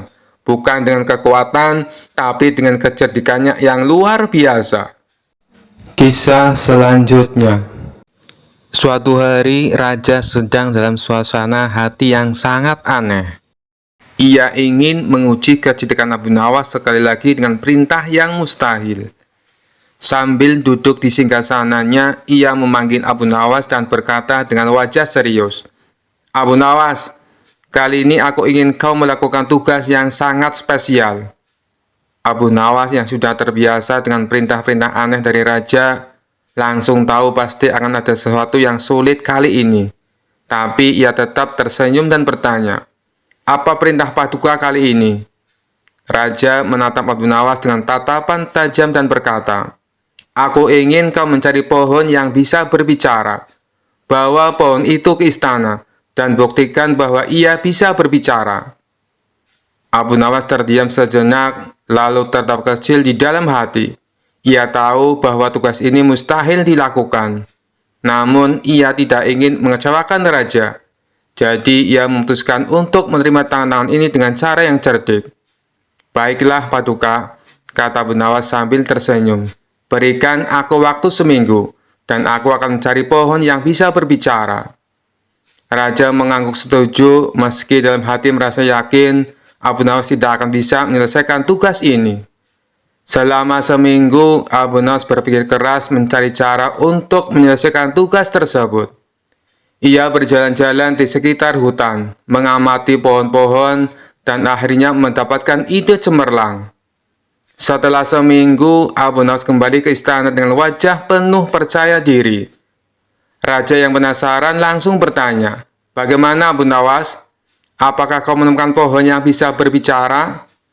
Abu Nawas tersenyum dan menjawab, "Tentu saja, Paduka. Pohon itu ada di hutan dekat desa. Saya sudah berbicara dengannya, dan ia setuju untuk menjawab pertanyaan Paduka. Tapi pohon itu punya syarat."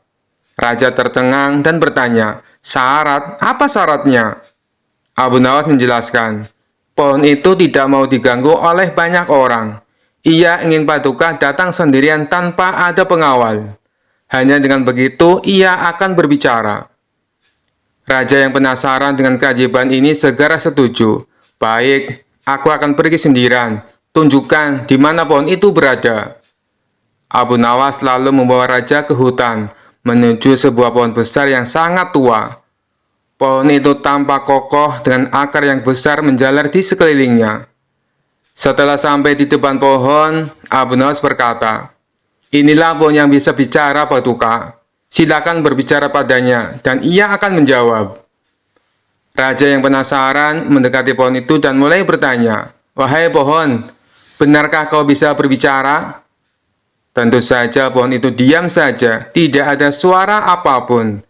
Raja mulai bingung, lalu menoleh ke Abu Nawas dan bertanya, "Mengapa pohon ini tidak berbicara?" Abu Nawas yang sudah siap dengan jawabannya tersenyum lebar dan menjawab, "Paduka, pohon ini sudah berbicara. Namun ia berbicara dengan caranya sendiri, bukan dengan kata-kata." Raja semakin bingung, "Apa maksudmu, Abu Nawas?" Abu Nawas lalu menjelaskan, "Paduka, setiap pohon berbicara melalui gerakannya. Daunnya yang melambai ditiup angin, cabangnya yang bergoyang ketika disentuh, itu semua adalah bahasa mereka. Pohon ini tadi sudah menyapa Paduka dengan anggukan dahan dan hembusan angin. Bukankah itu tanda ia merespon kehadiran Paduka?" Raja berpikir sejenak, lalu melihat ke arah pohon yang memang melambai sedikit karena angin. Meskipun Raja tahu bahwa pohon tidak berbicara seperti manusia, ia tidak bisa menyangkal kecerdikan Abu Nawas. "Abu Nawas, kau memang luar biasa," kata Raja sambil tertawa. "Aku tidak menyangka kau bisa menemukan jawaban untuk tugas ini. Pohon ini memang tidak berbicara seperti manusia, tapi aku harus mengakui, kau benar, setiap makhluk punya cara sendiri untuk berbicara. Abu Nawas membungkuk hormat dan berkata, "Terima kasih Paduka, pohon ini memang luar biasa, seperti halnya setiap ciptaan di alam. Mereka semua berbicara, hanya saja kita yang harus mendengarkan dengan cara yang berbeda." Raja puas dengan jawaban itu, dan sejak itu ia tidak pernah lagi meragukan kecerdikan Abu Nawas. Meskipun perintah-perintah ia berikan selalu di luar akal sehat. Dan tentu saja orang-orang di istana kembali tertawa, karena Abu Nawas lagi-lagi berhasil mengatasi tantangan yang mustahil dengan cara yang kocak dan cerdas. Kisah selanjutnya. Suatu sore, Abu Nawas sedang duduk santai di depan rumahnya sambil menikmati teh hangat. Tiba-tiba seorang cendekiawan yang sombong datang mendekatinya. Cendekiawan ini terkenal suka mempertanyakan segala sesuatu dengan cara yang aneh. Cendekiawan berkata, "Abu Nawas, aku ingin tahu pandanganmu. Katanya engkau orang yang cerdas, jadi aku ingin menanyakan satu hal padamu."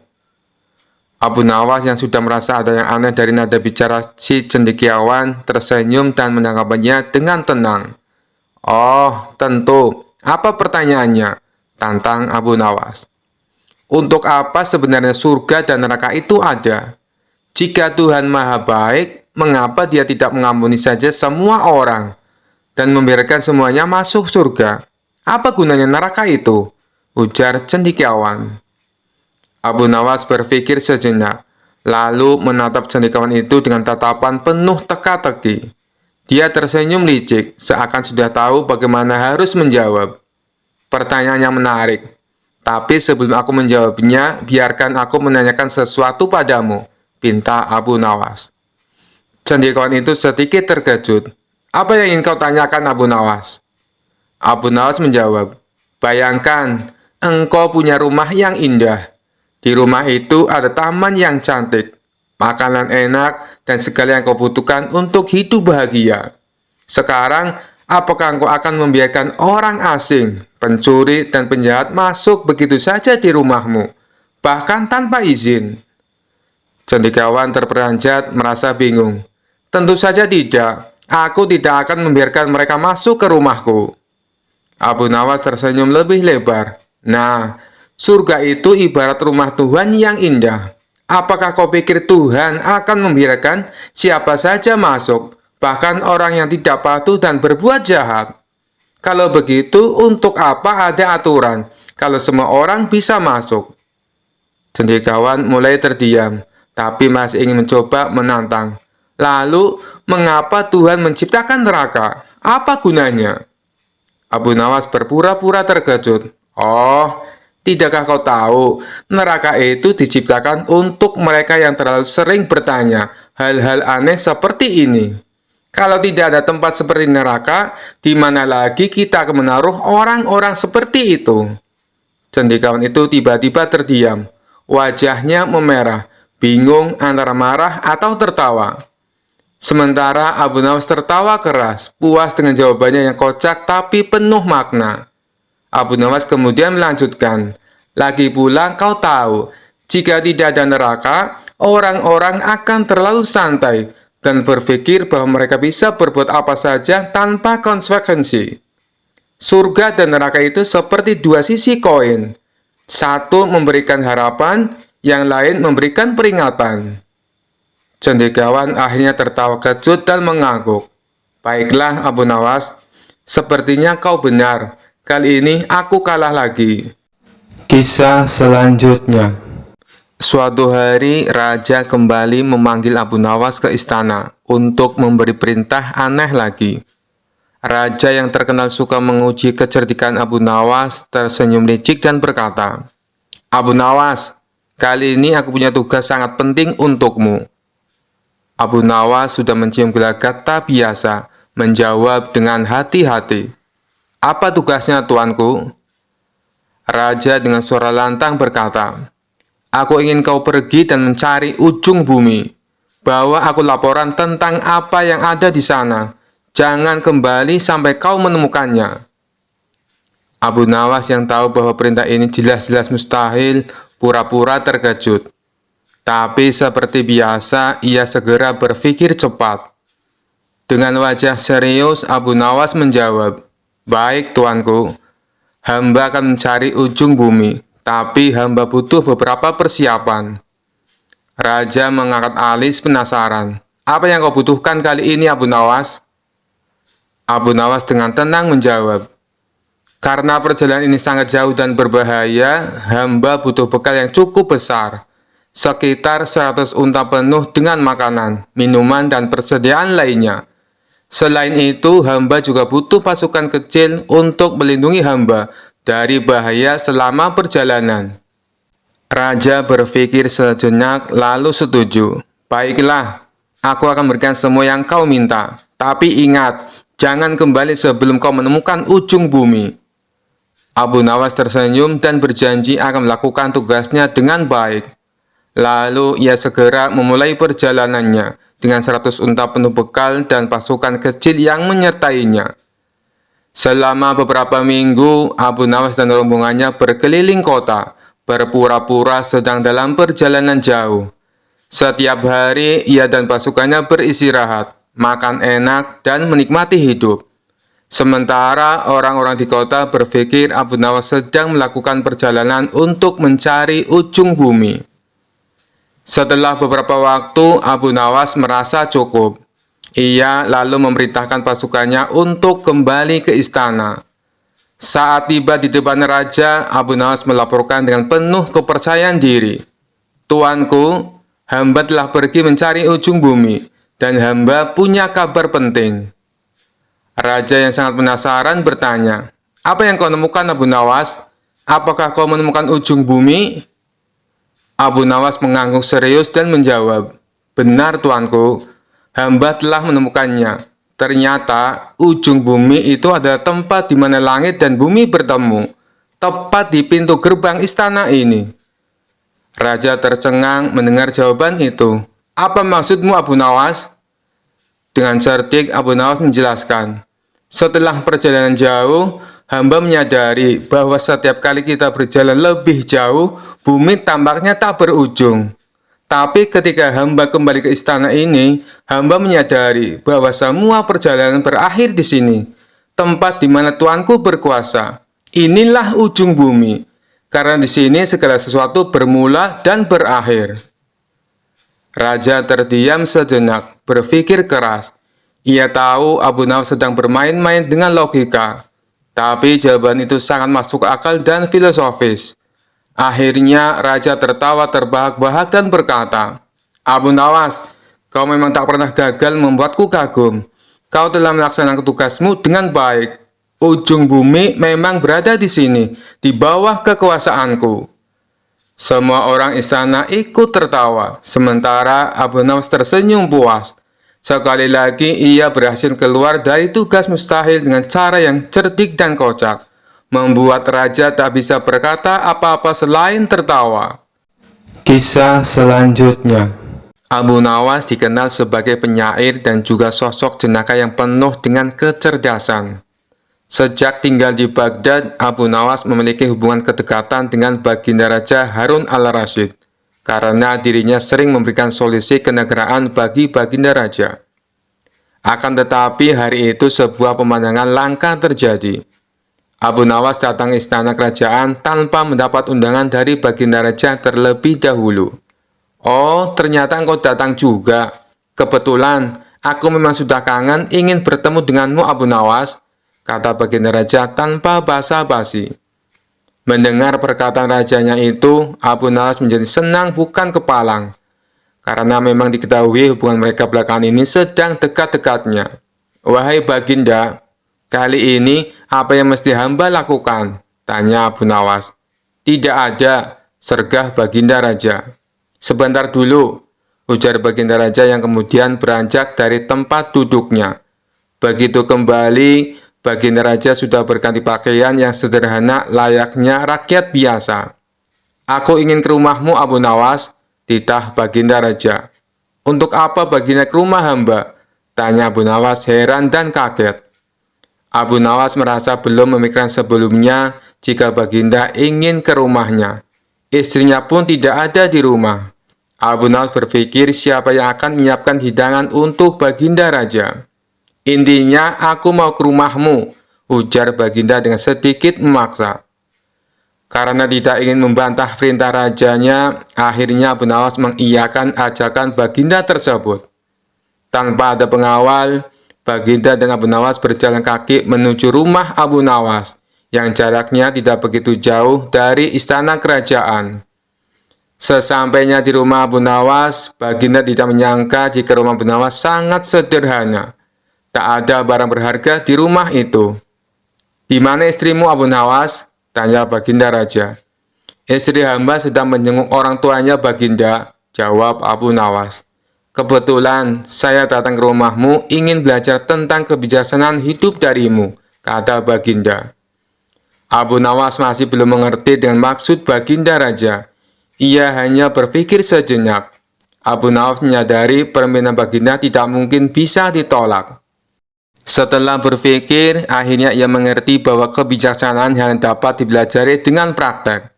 Baginda juga tidak keberatan menemani Abu Nawas dan melihat perilakunya. Dengan demikian, malam itu Baginda tidak kembali ke istana. Baginda berencana menginap di rumah Abu Nawas. Abu Nawas lalu menggosok-gosok sebuah kayu membuat api. Api kecil itu ditiup-tiupnya hingga menyala. "Mengapa api itu engkau tiup, Abu Nawas?" tanya Baginda Raja penasaran. "Agar panas dan lebih besar apinya, Baginda," jawab Abu Nawas. Setelah api itu membesar, Abu Nawas kemudian memasak sop. Setelah sop itu matang, Abu Nawas menuangkannya ke dalam 2 mangkok. Ia mengambil mangkoknya dan meniup sop tersebut. "Lalu, mengapa sop itu engkau tiup, Abu Nawas?" tanya Baginda Raja lagi. "Agar lebih dingin dan enak dimakan, Baginda," jawab Abu Nawas. "Aku rasa aku tidak jadi belajar darimu," katus Baginda Raja mengagetkan Abu Nawas.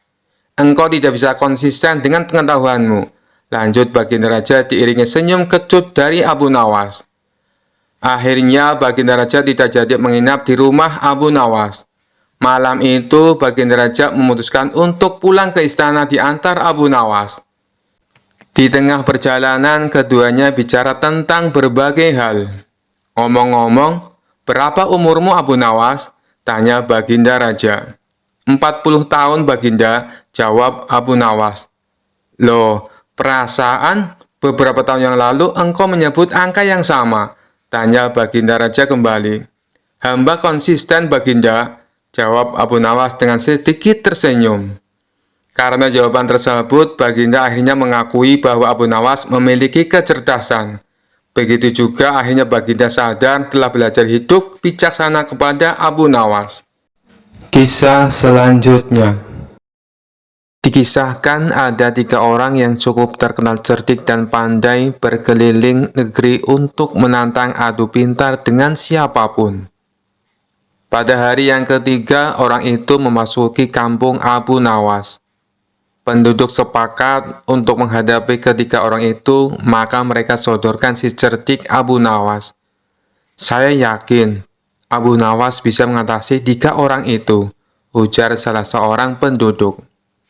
Singkat cerita, Abu Nawas akhirnya setuju menghadapi orang itu.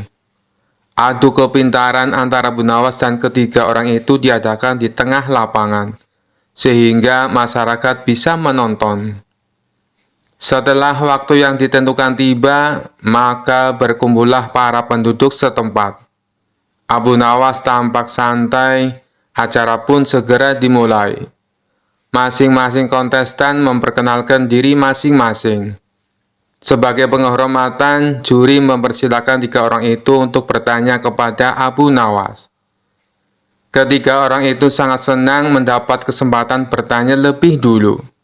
Maka dengan congkaknya orang pertama bertanya kepada Abu Nawas, "Di mana sebenarnya pusat bumi ini, wahai Abu Nawas yang tolol?" Abu Nawas tersenyum simpul, dibilang tolol. Si cerdik ini menjawab, "Itu sih gampang." "Kalau begitu di mana?" desak orang itu. "Tepat di bawah telapak kaki saya, saudari yang budiman," ujar Abu Nawas dengan senyum mengembang sembari merapalkan kakinya dan sedikit membungkuk. Jawaban Abu Nawas itu membuat orang kedua tidak terima. Ia langsung berkata dengan keras, "Bagaimana saudara bisa membuktikan hal itu? Jika kalian tidak percaya atas jawabanku, ukur saja sendiri," jawab Abu Nawas enteng. Tampaknya jawaban itu telah membuat orang pertama tertegun dan hanya biasa diam saja. Untuk itulah tiba giliran orang kedua mengajukan pertanyaan kepada Abu Nawas. "Berapa banyak jumlah bintang di langit?" Pernyataan yang nyaris sama dan sudah pasti dijawab oleh Abu Nawas dengan mudah. "Bintang-bintang yang ada di langit itu jumlah sama dengan rambut yang tumbuh di keledaiku ini," ujar Abu Nawas sembari menuding keledainya yang sedang merumput. "Bagaimana saudara bisa membuktikan hal itu?" tanya orang kedua dengan suara tinggi. "Nah, kalau tidak percaya, hitung saja rambut yang ada di keledai ini. Nanti saudara akan tahu kebenarannya," jawab Abu Nawas. "Itu sih bodoh, akal-akalan saja. Bagaimana orang bisa menghitung bulu keledai?" sanggah orang pintar kedua itu. "Nah, kalau aku bodoh, berarti saudara juga bodoh. Bagaimana bisa orang menghitung bintang di langit?" ujar Abu Nawas tak mau kalah. Mendengar jawaban itu, si orang kedua pun langsung mengunci mulutnya. Sekarang tampillah orang yang ketiga. Orang ini konon paling cerdas di antara yang lain. Ia memang agak terganggu oleh kecerdikan Abu Nawas dan dengan ketus ia bertanya, "Tampaknya saudara tahu banyak mengenai keledai. Coba saudara katakan padaku, berapa jumlah bulu yang ada di ekor keledai itu?" Sebuah pernyataan yang tidak kreatif, nyaris mirip orang pertama dan kedua. Ini tentu saja membuat Abu Nawas tertawa mengejek. "Aku tahu jumlahnya. Jumlah bulu yang ada di ekor keledai ini sama dengan jumlah rambut yang ada di janggut saudara," jawab Abu Nawas dengan senyum-senyum. "Bagaimana saudara bisa membuktikan hal itu?" tanya orang ketiga penasaran. "Oh, itu mudah saja. Begini saudara. Saudara mencabut sehelai bulu dari ekor keledaiku. Kemudian, saya akan mencabut sehelai rambut dari janggut saudara. Nah, kalau sama, maka yang aku katakan adalah benar. Kalau tidak, berarti saya keliru," jawab Abu Nawas. Tentu saja orang ketiga itu dibuat mati kutu oleh Abu Nawas. Bisa dibayangkan sakitnya jika rambut di janggut itu dicabut satu persatu, sejumlah bulu di ekor keledai Abu Nawas. Orang ketiga tak terima dengan cara menghitung demikian. Hanya saja dia tak bisa berkutik. Para penonton pun menganggap Abu Nawaslah pemenangnya. Kisah selanjutnya. Abu Nawas merupakan seorang pujangga Arab yang terkenal dengan kecerdikan dan kecerdasannya. Ia juga dikenal seorang sufi yang dikagumi banyak orang, karena dapat menyelesaikan segala permasalahan yang dialami oleh orang lain. Abu Nawas hidup sezaman dengan Khalifah Harun al-Rasyid. Ia hidup bersama istrinya yang amat ia cintai. Kehidupan Abu Nawas dengan istrinya penuh dengan kebahagiaan. Terlebih sang istri adalah wanita cantik dan juga berbakti kepada suami. Hal ini membuat Abu Nawas sangat mencintai istrinya. Namun kebahagiaan Abu Nawas tersebut tidak berlangsung lama. Sebab istri yang amat ia cintai dipanggil oleh Yang Maha Kuasa. Dengan begitu Abu Nawas sangat terpukul dan sangat bersedih karena harus kehilangan sang istri tercinta untuk selamanya. Abu Nawas tidak menyangka sang istri begitu cepat meninggalkan dirinya. Para tetangga dan sahabat Abu Nawas berdatangan untuk mengucapkan duka citanya. Mereka juga mencoba menghibur Abu Nawas untuk tidak berlarut-larut dalam kesedihan. "Abu Nawas, kamu tak perlu terus-terusan bersedih. Aku punya saudara perempuan cantik.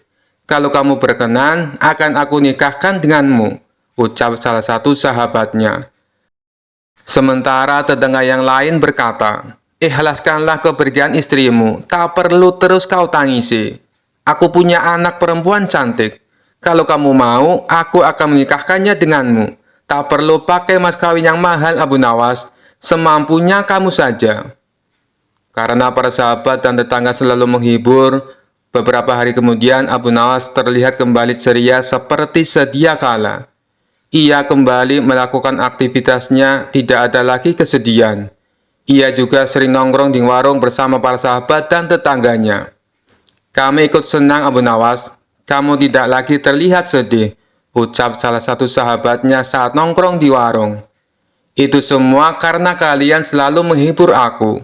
Aku sangat berterima kasih kepada kalian," jawab Abu Nawas. Beberapa minggu setelah kepergian istrinya, Abu Nawas kembali dirundung kesedihan. Keledai Abu Nawas satu-satunya mendadak mati untuk selamanya. Hal itu membuat Abu Nawas kembali terpukul, sebab keledainya itu sangat penurut dan sering menemaninya dikala ia merasa kesepian. Sudah hampir 1 bulan lamanya Abu Nawas masih terlihat bersedih. Ia selalu mengurung diri di rumah. Abu Nawas juga tidak pernah keluar untuk berkumpul bersama sahabat dan para tetangga. Hal itu membuat para sahabat dan tetangganya merasa heran dengan perilakunya. Sikap Abu Nawas yang aneh ini akhirnya menjadi perbincangan para tetangga. "Aku heran dengan Abu Nawas. Saat ditinggal mati istrinya, hanya beberapa hari saja dia bisa kembali ceria. Tapi ketika ditinggal mati keledainya, sudah 1 bulan lebih dia masih dirundung kesedihan," kata seseorang saat tongkrongan di warung. "Iya, omonganmu benar. Masa iya Abu Nawas lebih mencintai keledainya daripada istrinya?" tutur kawan lainnya. Mereka pun tertawa mendengar ucapan tersebut. Tidak berapa lama datanglah Abu Nawas ke warung. Ia memilih duduk menyendiri di pojokan.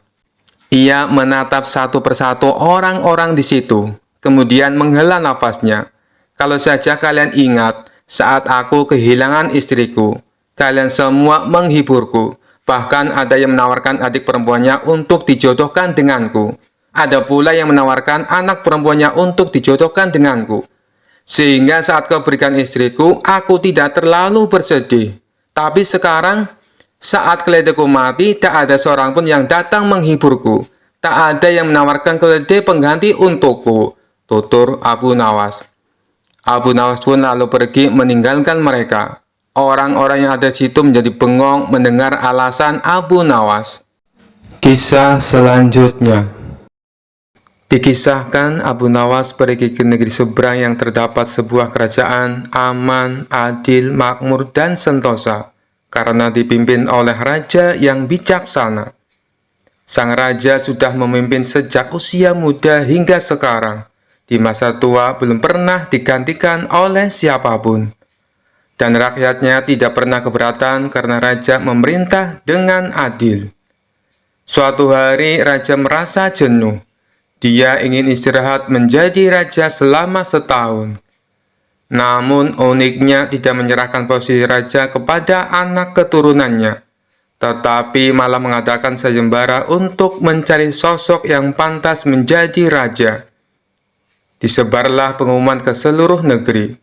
Siapapun boleh menjadi raja, mulai rakyat jelata sampai kaum bangsawan. Tetapi ada 2 syarat yang harus dijalani. Syarat pertama, dia akan dijadikan raja selama setahun. Syarat kedua, setelah menjadi raja selama setahun, maka harus diasingkan di sebuah hutan belantara yang dihuni ribuan hewan buas. Syarat pertama tentu saja bukan masalah besar, justru merupakan suatu keberuntungan. Namun syarat kedua membuat orang-orang yang berhasrat menjadi raja akan berpikir 2 kali. Karena semua orang tahu seperti apa hutan belantara yang penuh dengan binatang buas. Karena itulah sayembara tersebut belum ada yang berani mengajukan diri menjadi seorang raja. Akhirnya datang seorang pemuda yang menyatakan kesanggupannya menjadi raja dan menerima 2 syarat tersebut. Pemuda ini sebenarnya adalah pemuda biasa yang ingin merasakan bagaimana nikmatnya menjadi raja. karena selama ini ia hidup pas-pasan. Diangkatlah dia menjadi raja, dan mulai saat itu mendapat pelayanan layaknya seorang raja. Harta berlimpah, wanita cantik, makan dan minuman enak, serta fasilitas istimewa lainnya. Tapi sayang, ternyata ketakutannya akan kematian membuatnya tidak bisa menikmati semua itu. 3 bulan pertama, dia mulai gelisah, karena umurnya tinggal 9 bulan lagi. 3 bulan kedua, ia makin tidak tenang makan, tidur pun tidak nyenyak. 3 bulan ketiga, dia mulai menyesali keputusannya menjadi raja. 3 bulan terakhir, si pemuda makin stres berat, karena hidupnya tinggal beberapa bulan lagi, dan kesenangan yang dicari selama ini tidak bisa dirasakan. Ketika masa jabatan sebagai raja sudah berakhir, lalu dibuanglah dia ke hutan belantara. Tidak butuh waktu lama, terdengar kabar ke seluruh negeri jika pemuda itu tewas dimakan binatang buas. Adanya peristiwa tersebut membuat orang-orang kian enggan melamar menjadi raja. Tapi ternyata masih saja ada pemuda lain yang ingin melamar menjadi raja. Diangkatlah pemuda kedua ini menjadi seorang raja.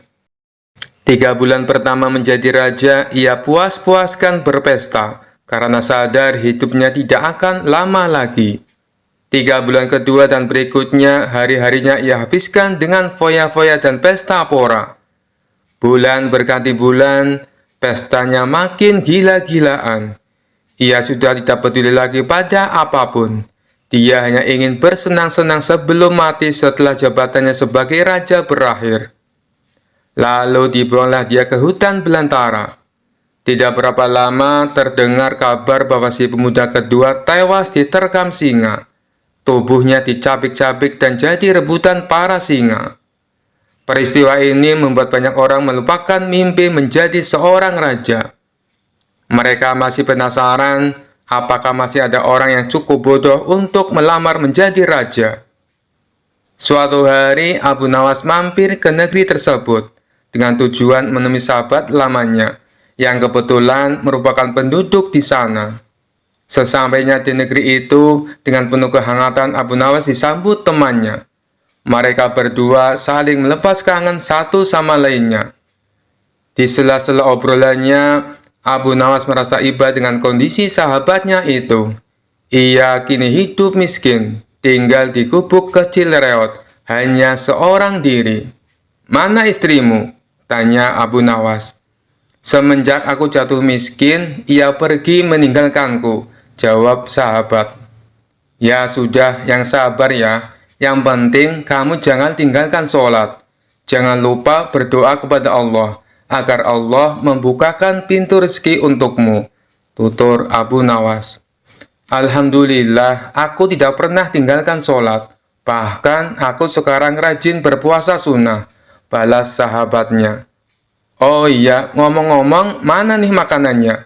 Dari tadi kenapa belum keluar?" celetuk Abu Nawas. "Maaf Abu Nawas, aku sudah tidak punya apa-apa. Aku sendiri kadang sehari makan, kadang tidak," ujar sahabatnya. Mendengar hal itu membuat hati Abu Nawas makin terenyuh. "Kenapa tidak mencari kerja? Upahnya kan bisa untuk beli makanan," tanya Abu Nawas. "Setiap hari aku keluar untuk cari pekerjaan, tapi belum juga dapat. Mungkin belum rezekiku," jawab sang sahabat.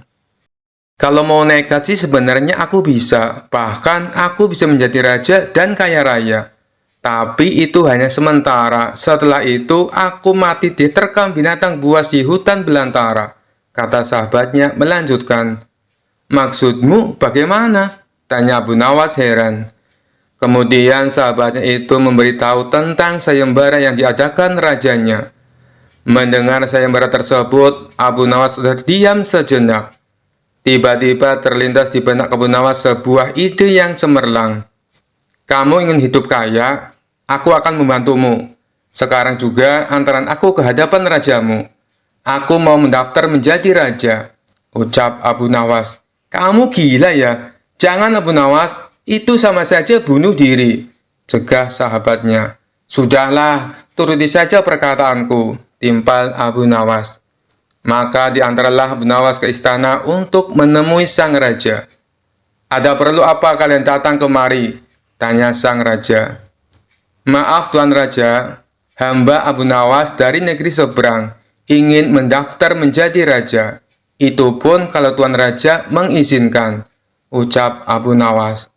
"Oh, tentu saja boleh. Siapapun dipersilakan menjadi raja. Tapi ada 2 syarat yang harus dijalani," ujar sang raja. "Hamba siap Paduka Yang Mulia, tapi hamba minta satu permintaan. Izinkan sahabat hamba ini menjadi pengawal pribadi hamba," kata Abu Nawas sambil menunjuk sahabatnya yang berdiri di sampingnya. "Oh, silakan saja. Saat menjadi raja selama setahun, kau berhak atas segala sesuatunya, termasuk mengatur semua prajurit kerajaan beserta para menteri. Tapi ketika masamu menjadi raja berakhir, sahabatmu juga harus ikut kau dibuang ke hutan belantara," timpal sang raja. Sahabat Abu Nawas ini pun kaget dan sempat menolak dijadikan pengawal pribadinya. Namun akhirnya Abu Nawas berhasil membujuknya. Mendengar ada yang melamar menjadi raja lagi membuat masyarakat penasaran. Sebagian menertawakan kebodohan tersebut, sementara yang lain merasa iba dan kasihan. Abu Nawas akhirnya diangkat menjadi raja dan diberi segala kemewahan serta kemudahan fasilitas layaknya baginda raja. Ternyata berbeda dengan 2 pemuda sebelumnya, Abu Nawas tidak berpesta pora dan foya-foya. Namun ia membuat beberapa tindakan selama menjadi raja. 3 bulan pertama, Abu Nawas memerintah ribuan prajurit untuk membabat habis hutan belantara dan memindahkan semua binatang buas ke tempat lain. Sebagai raja, tentu perintahnya harus dipatuhi. Setelah 3 bulan berlalu, hutan belantara tempat ia akan dibuang kini menjadi tanah kosong yang siap huni. 3 bulan kedua, Abu Nawas memerintahkan para arsitek membuat istana megah untuk dirinya, tentunya dengan uang kerajaan yang dikuasai. Abu Nawas bisa membangun apa saja, termasuk membangun istana di tanah yang dulunya adalah hutan belantara. Dalam jangka waktu 3 bulan, berdirilah istana megah dan kokoh. 3 bulan ketiga, Abu Nawas memerintahkan para prajurit membawakan harta dan perabotan dikirim ke istana yang baru saja dibangunnya. 3 bulan terakhir, Abu Nawas menawarkan kepada masyarakat, siapa saja yang mau pindah di wilayah istananya akan dibuatkan rumah dan diberi modal uang untuk berdagang. Kesempatan tersebut tidak disia-siakan warga. Ratusan orang mendaftarkan diri untuk pindah ke sekitaran istana Abu Nawas. Selama 3 bulan terakhir, tempat yang tadinya hutan belantara kini berubah menjadi pemukiman penduduk. Bahkan di sana Abu Nawas mempunyai istana dengan dipenuhi harta kekayaan. Akhirnya habislah masa jabatan Abu Nawas sebagai raja. Sesuai perjanjian, Abu Nawas dan sahabatnya dibuang ke hutan belantara yang kini sudah menjadi pemukiman penduduk. Sesampainya di sana, Abu Nawas dan sahabatnya memasuki istana barunya. "Ini semua untukmu. Kau sekarang sudah menjadi orang kaya raya. Tapi jangan lupa bersedekah," utur Abu Nawas. Sahabatnya itu terkejut bukan main. Ia langsung merangkul Abu Nawas dan mengucapkan terima kasih. Akhirnya Abu Nawas pun pamit pulang kembali ke negerinya. Kisah selanjutnya dikisahkan pada suatu hari raja memanggil Abu Nawas ke istana. Raja merasa perlu melakukan sesuatu yang bermanfaat untuk rakyatnya, terutama bagi anak-anak yatim yang membutuhkan perhatian dan kasih sayang. Raja percaya bahwa Abu Nawas dapat membantu mewujudkan ide ini. "Abu Nawas, aku ingin mengadakan kegiatan santunan untuk anak-anak yatim di kerajaan kita. Aku ingin mereka merasa dihargai dan dicintai. Apa yang harus kita lakukan untuk membuat acara ini berkesan?" tanya Baginda Raja. Abu Nawas tersenyum dan berkata, "Baginda, Itu adalah niat yang sangat mulia. Mari kita adakan pesta kecil untuk anak-anak yatim, yaitu dengan makanan, permainan, dan hadiah. Tetapi yang paling penting, kita harus memberikan waktu dan perhatian kita kepada mereka. Raja setuju dengan ide tersebut, dan mereka mulai mempersiapkan acara santunan. Mereka mengundang semua anak yatim di kerajaan dan menyediakan makanan enak, permainan seru, dan hadiah yang menarik.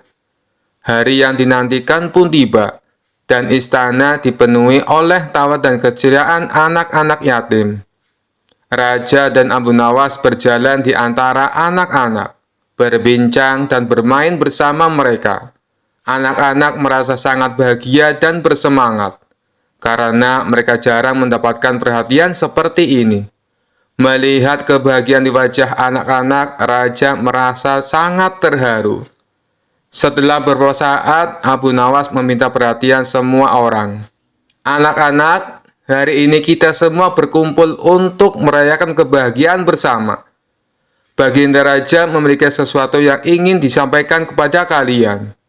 Raja tersenyum dan berkata, "Anak-anak, aku sangat senang melihat kalian semua bahagia. Kalian adalah masa depan kerajaan ini. Dan aku ingin kalian tahu bahwa kalian selalu dihargai dan dicintai. Hari ini aku belajar bahwa kebahagiaan sejati datang dari memberi dan berbagi dengan sesama." Salah satu anak yatim, seorang gadis kecil, mendekati Raja dan berkata, "Baginda, terima kasih telah mengundang kami. Kami sangat bahagia hari ini. Tetapi yang paling kami hargai adalah waktu dan perhatian yang Anda berikan kepada kami." Mendengar kata-kata gadis tersebut, Raja merasa sangat terharu. Dia menyadari bahwa makna sejati dari memberi bukanlah sekedar memberikan materi, tetapi juga memberikan waktu dan perhatian kepada mereka yang membutuhkan. Abu Nawas kemudian berkata, "Baginda, kebahagiaan yang kita rasakan hari ini adalah bukti bahwa kebaikan dan kasih sayang adalah hadiah terbaik yang bisa kita berikan. Anak-anak ini mungkin tidak memiliki banyak materi, tetapi mereka memiliki hati yang besar dan penuh kasih sayang." Acara santunan tersebut berakhir dengan penuh kebahagiaan. Anak-anak pulang dengan hati yang gembira dan penuh harapan. Raja dan Abu Nawas duduk bersama merenungkan apa yang telah mereka pelajari hari ini. "Abu Nawas, aku sangat berterima kasih atas bantuanmu. Hari ini aku belajar bahwa memberikan perhatian dan kasih sayang adalah hal yang paling penting dalam hidup ini," kata Baginda Raja. Abu Nawas tersenyum dan menjawab, "Baginda, memberi adalah salah satu cara yang terbaik untuk menemukan kebahagiaan sejati. Ketika kita memberi dengan tulus, kita juga menerima kebahagiaan yang tidak ternilai harganya." Kisah selanjutnya. Suatu hari, Raja mengadakan pertemuan besar di istana, di mana hadir seorang ateis terkenal yang selalu meragukan keberadaan Tuhan. Orang itu sangat pandai berbicara dan berdebat, selalu mempertanyakan segala sesuatu dengan logika yang tajam, terutama tentang penciptaan alam semesta. Di hadapan Raja dan para tamu, si ateis mulai melontarkan pertanyaannya yang selalu ia andalkan. "Jika Tuhan benar-benar ada, mengapa aku tidak bisa melihatnya? Bagaimana alam semesta ini diciptakan? Bukankah segala sesuatu harus bisa dijelaskan dengan akal?" Raja yang mulai kesal mendengar ocehan ateis itu akhirnya memanggil Abu Nawas untuk menjawab pertanyaan yang tampak rumit tersebut. "Abu Nawas, aku ingin kau membantu menjawab pertanyaan si ateis ini. Bisakah kau menjelaskan dengan caramu yang cerdas?" Abu Nawas dengan gaya santainya tersenyum dan berkata, "Tuanku, hamba akan mencoba. Tapi hamba butuh segelas air susu untuk membantuku menjawab pertanyaan ini." Raja mengangguk dan tak lama kemudian seorang pelayan membawa segelas air susu. Abu Nawas menerima gelas itu, lalu menoleh ke arah si ateis. "Saudaraku yang ateis," kata Abu Nawas sambil mengangkat gelas susu itu, "katakan padaku, dari mana asal susu ini?" Si ateis menjawab dengan mudah, "Susu berasal dari sapi, tentu saja. Sapi yang makan rumput dan dari proses pencernaan yang rumit menghasilkan susu." Abu Nawas tersenyum lalu bertanya lagi, "Baik, kau benar. Tapi apakah kau bisa menjelaskan mengapa susu yang keluar dari sapi ini berwarna putih, padahal yang dimakannya rumput hijau?" Si ateis terkejut, tidak siap dengan pertanyaan seperti itu. Ia berpikir sejenak dan berkata, "Itu proses biologi. Ada reaksi kimia di dalam tubuh sapi yang mengubah rumput menjadi susu." Abu Nawas tersenyum lagi, lalu mengajukan pertanyaan terakhir. "Jika semua ini hanya proses alami, bisa kau tunjukkan di mana letak keajaiban atau kebijaksanaan Tuhan dalam segelas susu ini?" Si ateis mulai merasa tidak nyaman. Ia mencoba menjelaskan dengan kata-kata rumit, tetapi semakin panjang penjelasannya, semakin tak jelas ujungnya. Melihat si ateis mulai bingung, Abu Nawas kemudian berkata dengan tenang, "Saudaraku, sesederhana segelas susu, kita tak sepenuhnya memahami semua proses yang terjadi. Kita tahu ada rumput hijau yang dimakan sapi, lalu keluar susu putih. Tetapi tak seorang pun bisa menjelaskan dengan sempurna bagaimana proses yang kompleks itu terjadi dengan sendirinya. Sama halnya dengan alam semesta ini. Kau mungkin tidak bisa melihat Tuhan dengan matamu, tapi bukti kebijaksanaannya ada di setiap proses di alam ini."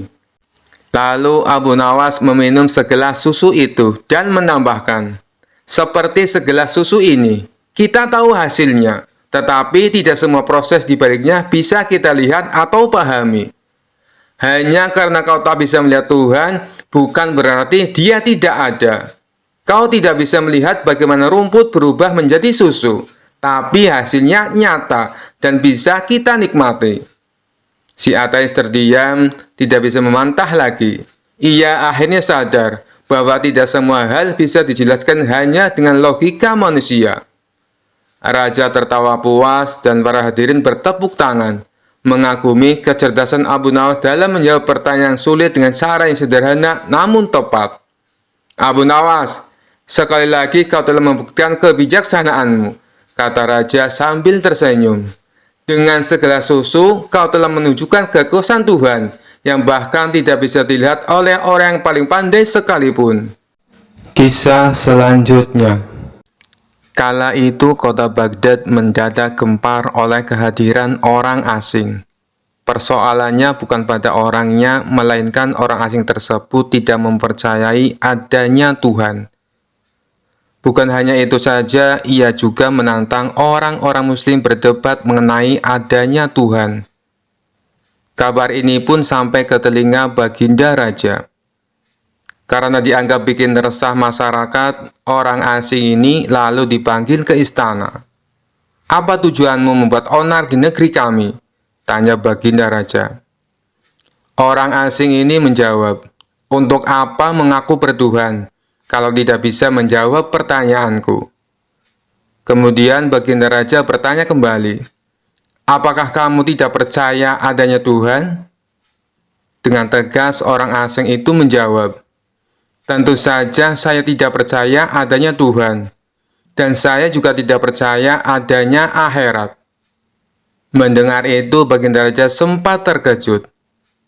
"Tapi saya dan rakyatku percaya adanya Tuhan. Berarti keyakinan kita berbeda. Jadi jangan ganggu rakyatku," tegas Baginda Raja. "Kalau Paduka Raja percaya adanya Tuhan, bisakah Paduka menjawab 3 pertanyaanku?" tanya orang asing tersebut. "Silahkan," balas Baginda Raja. Pertanyaan pertama, orang Islam meyakini bahwa dunia dan isinya adalah ciptaan Allah. Lalu, siapakah yang menciptakan Allah? Bukankah sesuatu yang ada pasti ada penciptanya? Pertanyaan yang kedua, katanya di dalam surga manusia tidak akan berak ataupun kencing. Sedangkan mereka makan dan minum setiap hari. Bagaimana mungkin ini bisa terjadi? Padahal segala sesuatu akan dimasukkan pasti akan keluar. Entah itu dengan bentuk yang lain. Dan pertanyaan ketiga, orang Islam yakini kalau setan terbuat dari api. Tapi katanya setan akan disiksa dengan api neraka. Mana mungkin api bisa menyakiti api? Mendengar pertanyaan orang asing itu, baginda raja hanya terdiam. Bisa saja ia menjawab berdasarkan hadis dan Al-Quran. Tapi karena yang dihadapi adalah orang yang tidak percaya Tuhan, maka dijawabnya harus dengan logika. Kemudian salah satu menterinya membisikkan kepada baginda raja, "Paduka, kalau soal beginian, serahkan saja pada Abu Nawas. Dia pasti bisa mematahkan argumen orang itu."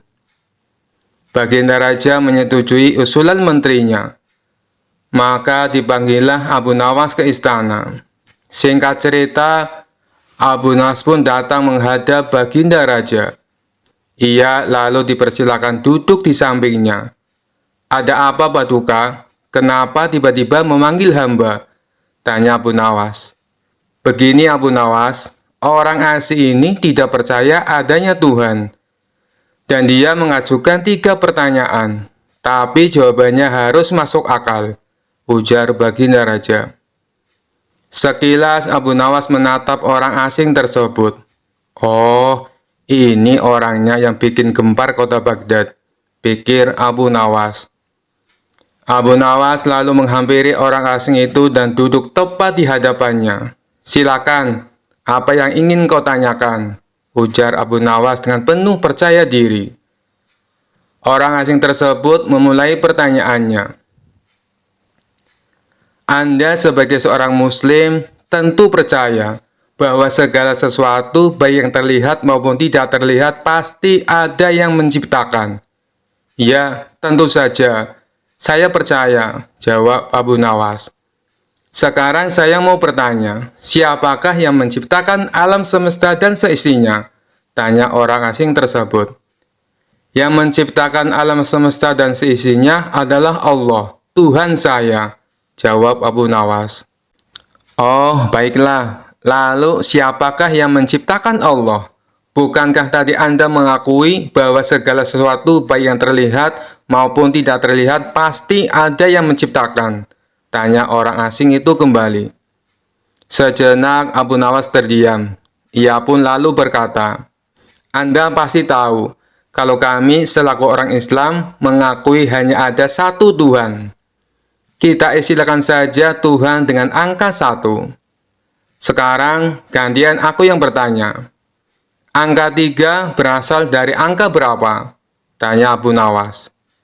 Angka 3 berasal dari angka 2 ditambah 1. Jawab orang tersebut. Tepat sekali. Kalau angka 2 berasal dari angka berapa? Tanya Abu Nawas kembali. Angka 2 berasal dari angka 1 ditambah 1. Jawab orang asing itu. Benar sekali. Sekarang, kalau angka 1 itu sendiri berasal dari angka berapa? Tanya Abu Nawas. Orang asing itu kaget dengan pertanyaan tersebut. Ia hanya terdiam tak bisa menjawabnya. Kemudian Abu Nawas berkata kembali. Pada intinya, semua angka pasti ada awalnya. Entah itu angka 5, angka 4, ataupun angka 10. Dan angka-angka tersebut diibaratkan alam semesta ciptaan Allah. Apabila kamu bertanya, siapakah yang menciptakan Allah? Sama halnya saya bertanya, dari mana angka 1 itu ada? Kamu pasti tidak akan bisa menjawabnya. Jelas Abu Nawas. Orang itu pun langsung terdiam merenungi kata-kata Abu Nawas. Untuk jawabanmu atas pertanyaanku yang pertama, masuk akal juga. Sekarang pertanyaan yang kedua. Kalian sebagai muslim pasti meyakini kelak hidup di surga tidak akan berak dan kencing. Padahal di sana kalian makan dan minum setiap hari. Mana mungkin itu bisa terjadi? Jelaskan padaku, Tanya orang asing tersebut. Baik, akan saya jelaskan. Selama kamu dalam kandungan rahim ibumu, tentunya kamu makan dan minum, bukan? Karena menurut ilmu medis, seorang janin memakan sesuatu yang dimakan ibunya. Lalu ketika kamu dalam kandungan ibumu selama 9 bulan, apakah kamu pernah berak ataupun kencing? Untuk kedua kalinya, pertanyaan orang asing itu bisa dijawab dengan mudah oleh Abu Nawas. Baik, jawabanmu masuk akal. Sekarang, pertanyaan terakhir. Kalian sebagai muslim pasti meyakini kalau setan terbuat dari api, dan neraka juga terbuat dari api. Tapi yang membuat saya heran, katanya setan akan disiksa dengan api neraka. Mana mungkin api bisa menyakiti api? Itu hal konyol yang pernah saya dengar, ujar orang asing tersebut. Bisakah kamu menjelaskannya? Tanyanya kemudian. Sebelum aku menjawab pertanyaan terakhir, aku ingin kita saling berjanji. Apapun jawabannya, kamu tidak boleh marah, pinta Abu Nawas. Tentu saja, saya tidak akan marah. Apalagi kalau jawabannya masuk akal, balas orang tersebut. Tiba-tiba Abu Nawas menampar pipi orang asing itu sangat keras. Baginda Raja dan orang-orang yang hadir terkejut dibuatnya. Hei, apa-apaan ini? Kalau tidak bisa menjawab, jangan emosi. Apalagi sampai main pukul kayak gini, protes orang asing. Siapa yang emosi? Itu tadi adalah jawaban saya. Apakah tadi kamu merasakan sakit? Tanya Abu Nawas. Tentu saja sakit, jawab orang itu sambil memegang pipinya. Coba kamu perhatikan tangan saya. Bukankah tangan saya terbuat dari tulang dan daging? Begitu juga dengan pipi kamu. Tapi ketika tangan saya ini tamparkan ke pipi kamu, kamu langsung kesakitan. Itulah gambaran sederhana. Kalau api neraka bisa menyakiti setan, setan pasti akan merasa kesakitan, meskipun ia sama-sama terbuat dari api, kata Abu Nawas menjelaskan. Orang asing tersebut lalu terdiam. Ia tak bisa membantah argumen Abu Nawas. Sementara Baginda Raja dan orang-orang istana kagum atas kecerdikan Abu Nawas. Kisah selanjutnya. Kala itu kota Baghdad mendadak gempar oleh kehadiran orang asing. Persoalannya bukan pada orangnya, melainkan orang asing tersebut tidak mempercayai adanya Tuhan.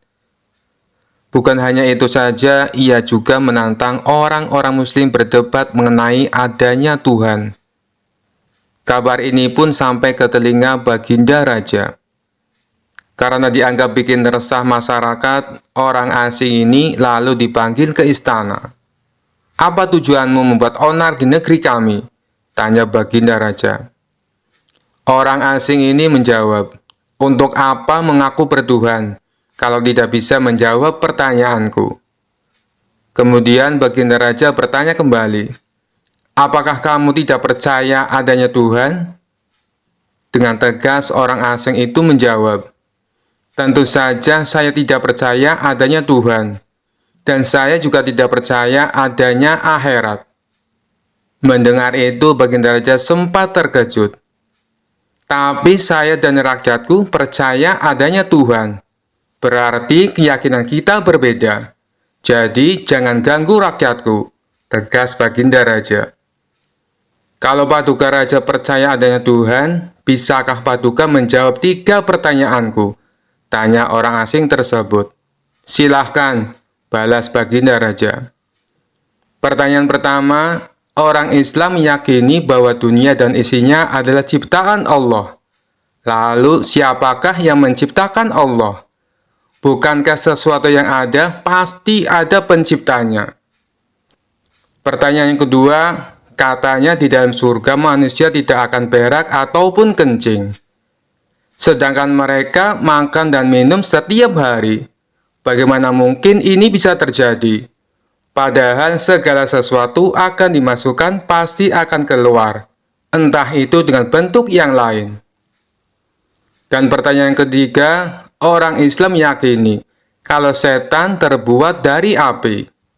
Tapi katanya setan akan disiksa dengan api neraka. Mana mungkin api bisa menyakiti api? Mendengar pertanyaan orang asing itu, baginda raja hanya terdiam. Bisa saja ia menjawab berdasarkan hadis dan Al-Quran. Tapi karena yang dihadapi adalah orang yang tidak percaya Tuhan, maka dijawabnya harus dengan logika. Kemudian salah satu menterinya membisikkan kepada baginda raja, "Paduka, kalau soal beginian, serahkan saja pada Abu Nawas. Dia pasti bisa mematahkan argumen orang itu." Baginda raja menyetujui usulan menterinya. Maka dipanggillah Abu Nawas ke istana. Singkat cerita, Abu Nawas pun datang menghadap baginda raja. Ia lalu dipersilakan duduk di sampingnya. "Ada apa, Paduka? Kenapa tiba-tiba memanggil hamba?" tanya Abu Nawas. "Begini Abu Nawas, orang asing ini tidak percaya adanya Tuhan. Dan dia mengajukan 3 pertanyaan, tapi jawabannya harus masuk akal," ujar baginda raja. Sekilas Abu Nawas menatap orang asing tersebut. "Oh, ini orangnya yang bikin gempar kota Baghdad," pikir Abu Nawas. Abu Nawas lalu menghampiri orang asing itu dan duduk tepat di hadapannya. "Silakan, apa yang ingin kau tanyakan?" ujar Abu Nawas dengan penuh percaya diri. Orang asing tersebut memulai pertanyaannya. "Anda sebagai seorang muslim tentu percaya bahwa segala sesuatu baik yang terlihat maupun tidak terlihat pasti ada yang menciptakan." "Ya, tentu saja. Saya percaya," jawab Abu Nawas. "Sekarang saya mau bertanya, siapakah yang menciptakan alam semesta dan seisinya?" tanya orang asing tersebut. "Yang menciptakan alam semesta dan seisinya adalah Allah, Tuhan saya," jawab Abu Nawas. "Oh, baiklah. Lalu siapakah yang menciptakan Allah? Bukankah tadi Anda mengakui bahwa segala sesuatu baik yang terlihat maupun tidak terlihat pasti ada yang menciptakan?" tanya orang asing itu kembali. Sejenak Abu Nawas terdiam. Ia pun lalu berkata, "Anda pasti tahu kalau kami selaku orang Islam mengakui hanya ada satu Tuhan. Kita istilahkan saja Tuhan dengan angka 1. Sekarang gantian aku yang bertanya. Angka 3 berasal dari angka berapa?" tanya Abu Nawas. "Angka 3 berasal dari angka 2 ditambah 1, jawab orang tersebut. "Tepat sekali. Kalau angka 2 berasal dari angka berapa?" tanya Abu Nawas kembali. "Angka 2 berasal dari angka 1 ditambah 1, jawab orang asing itu. "Benar sekali. Sekarang, kalau angka 1 itu sendiri berasal dari angka berapa?" tanya Abu Nawas. Orang asing itu kaget dengan pertanyaan tersebut. Ia hanya terdiam tak bisa menjawabnya. Kemudian Abu Nawas berkata kembali, "Pada intinya semua angka pasti ada awalnya. Entah itu angka 5, angka 4, ataupun angka 10. Dan angka-angka tersebut diibaratkan alam semesta ciptaan Allah. Apabila kamu bertanya, siapakah yang menciptakan Allah? Sama halnya saya bertanya dari mana angka 1 itu ada. Kamu pasti tidak akan bisa menjawabnya," jelas Abu Nawas. Orang itu pun langsung terdiam merenungi kata-kata Abu Nawas. "Untuk jawabanmu atas pertanyaanku yang pertama masuk akal juga. Sekarang pertanyaan yang kedua. Kalian sebagai muslim pasti meyakini kelak hidup di surga tidak akan berak dan kencing. Padahal di sana kalian makan dan minum setiap hari. Mana mungkin itu bisa terjadi? Jelaskan padaku," tanya orang asing tersebut. "Baik, akan saya jelaskan. Selama kamu dalam kandungan rahim ibumu, tentunya kamu makan dan minum, bukan? Karena menurut ilmu medis, seorang janin memakan sesuatu yang dimakan ibunya. Lalu ketika kamu dalam kandungan ibumu selama 9 bulan, apakah kamu pernah berak ataupun kencing?" Untuk kedua kalinya, pertanyaan orang asing itu bisa dijawab dengan mudah oleh Abu Nawas. "Baik, jawabanmu masuk akal. Sekarang pertanyaan terakhir. Kalian sebagai muslim pasti meyakini kalau setan terbuat dari api, dan neraka juga terbuat dari api. Tapi yang membuat saya heran, katanya setan akan disiksa dengan api neraka. Mana mungkin api bisa menyakiti api? Itu hal konyol yang pernah saya dengar, ujar orang asing tersebut. Bisakah kamu menjelaskannya? Tanyanya kemudian. Sebelum aku menjawab pertanyaan terakhir, aku ingin kita saling berjanji. Apapun jawabannya, kamu tidak boleh marah, pinta Abu Nawas. Tentu saja, saya tidak akan marah. Apalagi kalau jawabannya masuk akal, balas orang tersebut. Tiba-tiba Abu Nawas menampar pipi orang asing itu sangat keras. Baginda Raja dan orang-orang yang hadir terkejut dibuatnya. Hei, apa-apaan ini? Kalau tidak bisa menjawab, jangan emosi. Apalagi sampai main pukul kayak gini, protes orang asing. Siapa yang emosi? Itu tadi adalah jawaban saya. Apakah tadi kamu merasakan sakit? Tanya Abu Nawas. Tentu saja sakit, jawab orang itu sambil memegang pipinya. Coba kamu perhatikan tangan saya. Bukankah tangan saya terbuat dari tulang dan daging? Begitu juga dengan pipi kamu. Tapi ketika tangan saya ini tamparkan ke pipi kamu, kamu langsung kesakitan. Itulah gambaran sederhana. Kalau api neraka bisa menyakiti setan, setan pasti akan merasa kesakitan, meskipun ia sama-sama terbuat dari api, kata Abu Nawas menjelaskan. Orang asing tersebut lalu terdiam. Ia tak bisa membantah argumen Abu Nawas. Sementara baginda raja dan orang-orang istana kagum atas kecerdikan Abu Nawas. Kisah selanjutnya. Selama ini raja memendam rasa penasaran karena Abu Nawas selalu cerdik dan lolos dari setiap jebakannya. Raja terus berpikir keras mencari cara untuk bisa mengalahkan sosok humoris dan cerdik itu. Akhirnya Menteri Istana memberi usulan sebuah pertanyaan yang menurut baginda raja sulit dijawab Abu Nawas. Maka saat itu juga dia memerintahkan beberapa pengawal untuk memanggil Abu Nawas. Para pengawal pun sampai di rumah Abu Nawas. Tuan Abu Nawas, Anda diperintah paduka raja ke istana sekarang juga, ujar salah seorang pengawal. Abu Nawas yang sedang istirahat merasa terganggu dengan kehadiran para pengawal istana.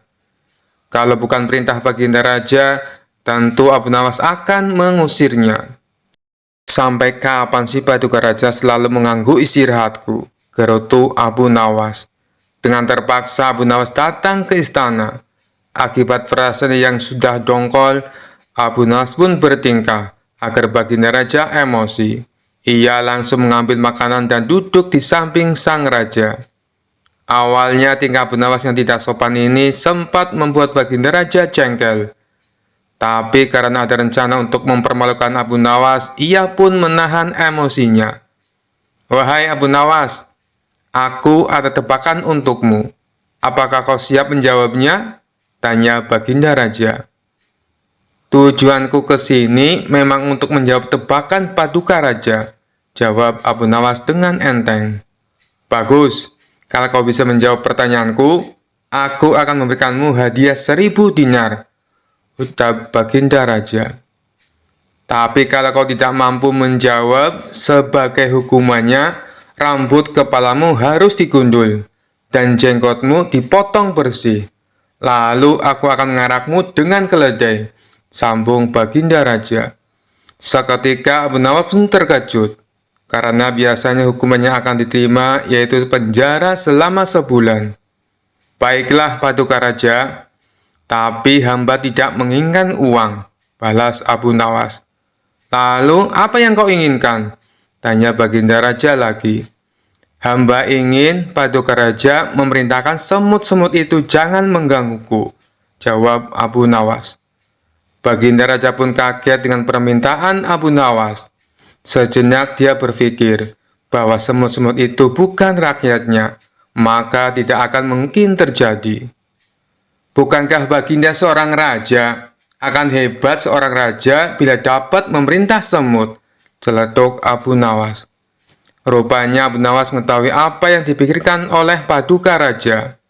Bagaimana paduka? Apakah Paduka bersedia? Terang Abu Nawas. Rasa takut pun menghampiri baginda raja. Ia takut Abu Nawas dapat menjawab tebakannya. Tetapi dirinya malu apabila tidak dapat memenuhi permintaan Abu Nawas. Abu Nawas berpikir baginda raja takut malu. Akhirnya bersedia menjawab pertanyaan dari Paduka Raja tanpa sebuah syarat apapun. Mendengar hal itu, baginda raja merasa tenang dan lega. Ia pun langsung mengajukan pertanyaan tebakan kepada Abu Nawas.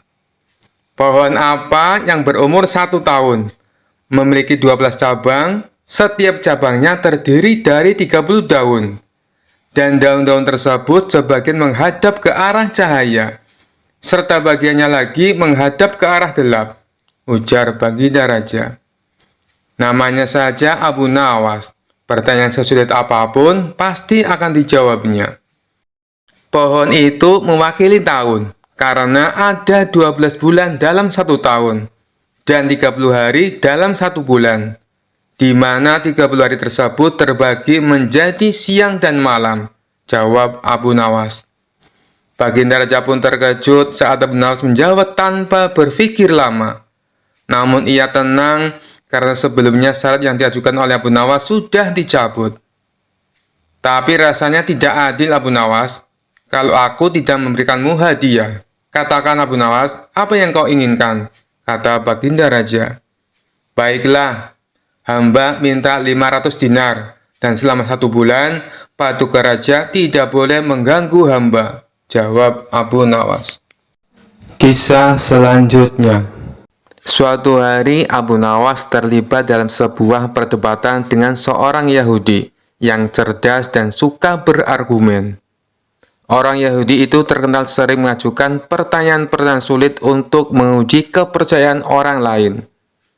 Kali ini ia memutuskan untuk menantang Abu Nawas dalam sebuah perdebatan tentang keberadaan siksa kubur. Yahudi itu mendatangi Abu Nawas dengan senyum sinis dan langsung bertanya, Abu Nawas, kau ini terkenal cerdik, tapi aku ingin tahu apakah kau bisa menjawab pertanyaanku. Apakah benar siksa kubur itu ada? Bagaimana bisa ada sesuatu setelah mati, padahal tubuh sudah tidak hidup lagi?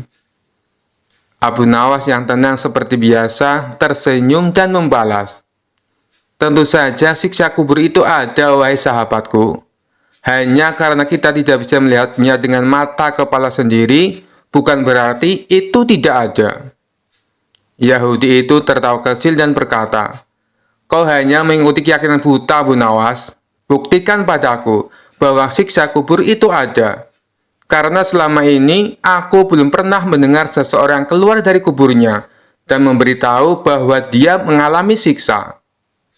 Abu Nawas mengelus jenggotnya, berpikir sejenak lalu berkata dengan nada serius, baiklah, kalau kau ingin bukti, aku akan memberimu bukti sekarang juga. Tapi aku butuh bantuanmu sedikit.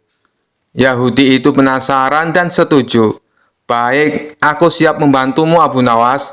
Apa yang harus kulakukan? Abu Nawas lalu menunjuk sebidang tanah di dekatnya dan berkata, pertama-tama, kita harus menggali lubang kecil. Kau akan masuk ke dalamnya, dan aku akan menutupmu dengan tanah sejenak. Kemudian, aku akan bertanya apakah kau merasakan sesuatu.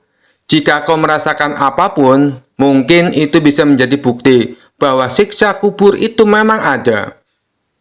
Yahudi itu tertawa terbahak-bahak mendengar ide Abu Nawas.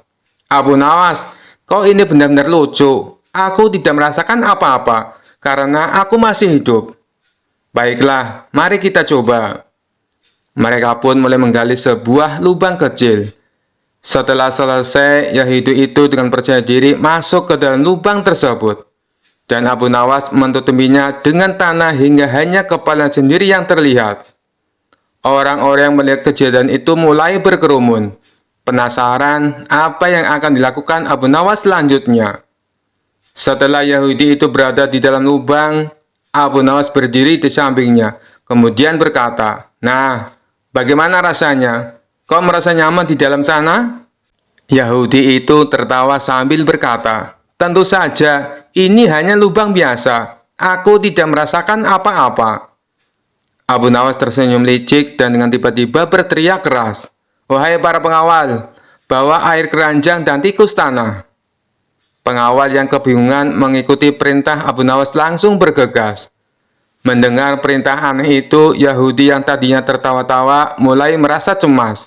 Untuk apa kau memanggil air dan tikus, Abu Nawas? Dengan wajah tenang, Abu Nawas menjawab, Oh, aku hanya ingin memberikan sedikit hiburan untukmu di dalam lubang itu.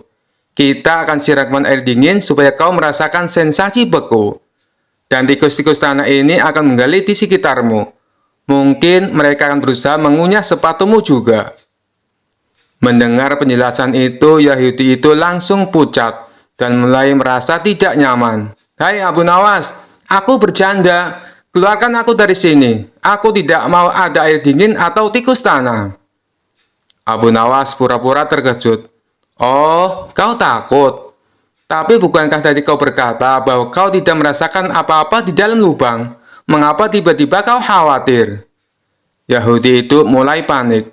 Abu Nawas, keluarkan aku dari sini sekarang. Aku minta maaf telah menantangmu. Aku tidak mau merasakan apapun di dalam kubur ini, bahkan tikus sekalipun. Abu Nawas tertawa kecil, lalu segera mengangkat Yahudi itu keluar dari lubang. Setelah keluar, Yahudi itu tampak kebingungan, tapi juga merasa lega. Abu Nawas menepuk bahu Yahudi itu sambil berkata, Kau lihat sahabatku, bahkan di lubang kecil itu, ketika aku menyebutkan tentang siksa kecil seperti air dingin dan tikus, kau sudah mulai takut. Padahal itu bukan siksa kubur yang sebenarnya. Bayangkan jika kau berada di dalam kubur yang sesungguhnya dan merasakan siksa yang tidak bisa kau bayangkan. Yahudi itu terdiam, merenungi kata-kata Abu Nawas. Ia akhirnya menyadari bahwa ada banyak hal yang tidak bisa dijelaskan dengan logika sederhana. Dan rasa takut yang ia alami tadi menjadi bukti bahwa sesuatu yang tak terlihat memang bisa nyata adanya. Baiklah Abu Nawas, kata Yahudi itu dengan wajah serius. Kau menang kali ini. Aku belajar satu hal penting hari ini. Kadang sesuatu yang tidak terlihat justru lebih menakutkan daripada yang bisa kita lihat. Abu Nawas tersenyum dan menjawab, Betul sekali sahabatku, bukan hanya mata yang menjadi saksi kebenaran, tapi juga hati dan perasaan. Semoga kau mendapatkan pelajaran dari pengalaman ini. Kisah selanjutnya. Dikisahkan suatu ketika di kota tempat tinggal Abu Nawas dihebohkan adanya tabib baru yang mengaku sakti. Dia sesumbar bisa mengobati penyakit apa saja. Walhasil rumahnya didatangi ratusan pasien. Padahal tabib tersebut hanyalah seorang penipu. Ia menggunakan keahlian sulapnya untuk menipu warga. Hal inilah yang membuat warga makin percaya pada kesaktian palsu sang tabib tersebut. Ada juga pasien yang tidak kunjung sembuh.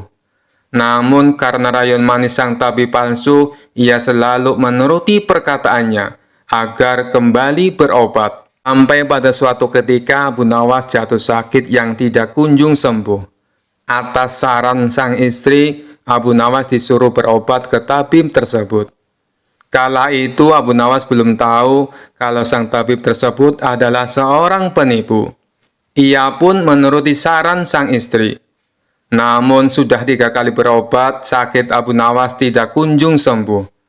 Padahal sekali berobat bayarnya 100 dinar. Dan Abu Nawas sudah menghabiskan 300 dinar, tanpa ada sedikit pun tanda-tanda kesembuhan pada dirinya. Akibatnya Abu Nawas mulai curiga jangan-jangan tabib itu seorang penipu. Seiring berjalannya waktu, Abu Nawas pun sudah sehat seperti sedia kala. Lalu terbesit dalam benaknya untuk mengerjai tabib palsu tersebut. Aku harus mendapatkan 300 dinarku. Tapi bagaimana caranya ya? Tanya Abu Nawas dalam hati. Setelah lama berpikir, akhirnya Abu Nawas menemukan ide cemerlang. Keesok harinya, dia membuka praktek pengobatan di depan rumahnya. Lengkap dipasang papan yang bertuliskan, sembuh bayar 100 dinar, Kalau tidak sembuh, uang kembali 1.000 dinar. Para pasien yang rencananya berobat ke tabib palsu mendadak memilih datang ke rumah Abu Nawas. Rumah Abu Nawas pun penuh sesak oleh pasien. Entah karena kebetulan atau bagaimana, hampir semua pasien yang diobati berhasil disembuhkan. Sementara di rumah tabib palsu terlihat sepi, tidak ada seorang pasien pun yang datang. Hari ini kenapa sepi sekali? Tanya sang tabib dalam hati. Selang beberapa lama datanglah asistennya dan mengabarkan berita tentang klinik Abu Nawas. Tuan, Abu Nawas sekarang buka praktek pengobatan, kata asistennya melaporkan. Benarkah? Tanya sang tabib. Benar, Tuan. Di rumah Abu Nawas ramai sekali pasien datang. Itulah kenapa hari ini di rumah Tuan sepi pasien, jawab asistennya. Mendengar kabar itu, sang tabib tertawa mengejek. Memangnya Abu Nawas sakti, menyembuhkan dirinya saja tidak bisa, balas sang tabib dengan terus tertawa. Bukan masalah sakti atau tidaknya, Tuan, tapi di depan rumah Abu Nawas terpajang papan yang bertuliskan sembuh bayar 100 dinar. Kalau tidak sembuh, uang kembali 1.000 dinar, ujar sang asisten. Oh, pantas. Aku hari ini sepi pasien. Tapi apa memang benar begitu? Tanya sang tabib penasaran. Saya lihat sendiri, Tuan. Tapi anehnya, pasien yang berobat ke Abu Nawas hampir semuanya sembuh dari penyakitnya, jawab sang asisten. Mendengar penuturan asistennya, muncul sifat asli tabib palsu. Ia berencana menipu Abu Nawas. Beberapa hari ke depan untuk sementara kita tutup dulu. Biarlah Abu Nawas yang membuka praktek pengobatan, ucap sang tabib kepada asistennya. Memangnya kenapa, Tuan? Tanya asistennya penasaran. Aku punya rencana untuk menipu Abu Nawas. Aku pasti akan mendapatkan 1.000 dinar, jawab tabib palsu itu. Tapi bagaimana caranya? Tanya sang asisten bertambah penasaran. Begini, aku akan berobat ke tempat Abu Nawas. Aku akan berpura-pura sakit pada indera perasa lidahku. Kalau ditanya sembuh atau tidak, tentu saja aku akan mengatakan tidak. Karena yang tahu sembuh atau tidaknya kan hanya aku, paparnya. Dengan begitu, aku bisa dapat dengan mudah mendapatkan 1.000 dinar, kata sang tabib menjelaskan. Singkat cerita, datanglah tabib palsu itu ke rumah Abu Nawas. Hai Abu Nawas, aku ingin berobat kepadamu, kata sang tabib. Bukankah kau seorang tabib? Kenapa malah berobat kemari? Tanya Abu Nawas. Iya benar, tapi di tempatku tidak ada obatnya, makanya aku datang ke sini, jawab sang tabib. Memangnya kamu sakit apa? Tanya Abu Nawas lagi.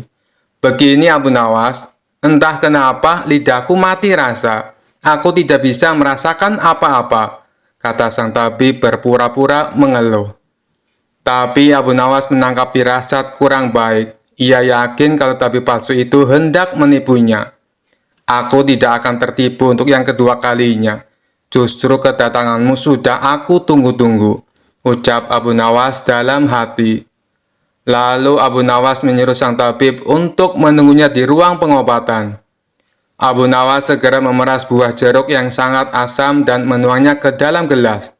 Lalu gelas tersebut diberikan kepada sang tabib. Ini obatnya sudah jadi, minumlah, ucap Abu Nawas. Ketika sang tabib meminumnya, mukanya mendadak berkerut menahan rasa kecut. Kamu menipuku ya? Ini bukan obat, tapi air jeruk yang sangat kecut, kata sang tabib emosi. Alhamdulillah, berarti lidahmu sudah tidak lagi mati rasa. Sekarang bayar ongkos berobatnya, pinta Abu Nawas. Waduh, aku keceplosan, gagal rencanaku, pikir sang tabib palsu. Ia pun terpaksa memberikan uang 100 dinar kepada Abu Nawas. Tapi sang tabib tidak putus asa. Ia terus berusaha agar bisa mendapatkan 1.000 dinar.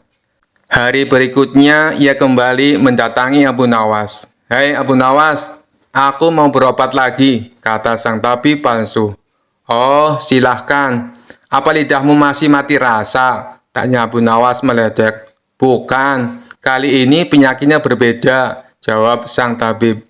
Luar biasa, ternyata kamu punya banyak stok penyakit. Kali ini apa penyakitnya?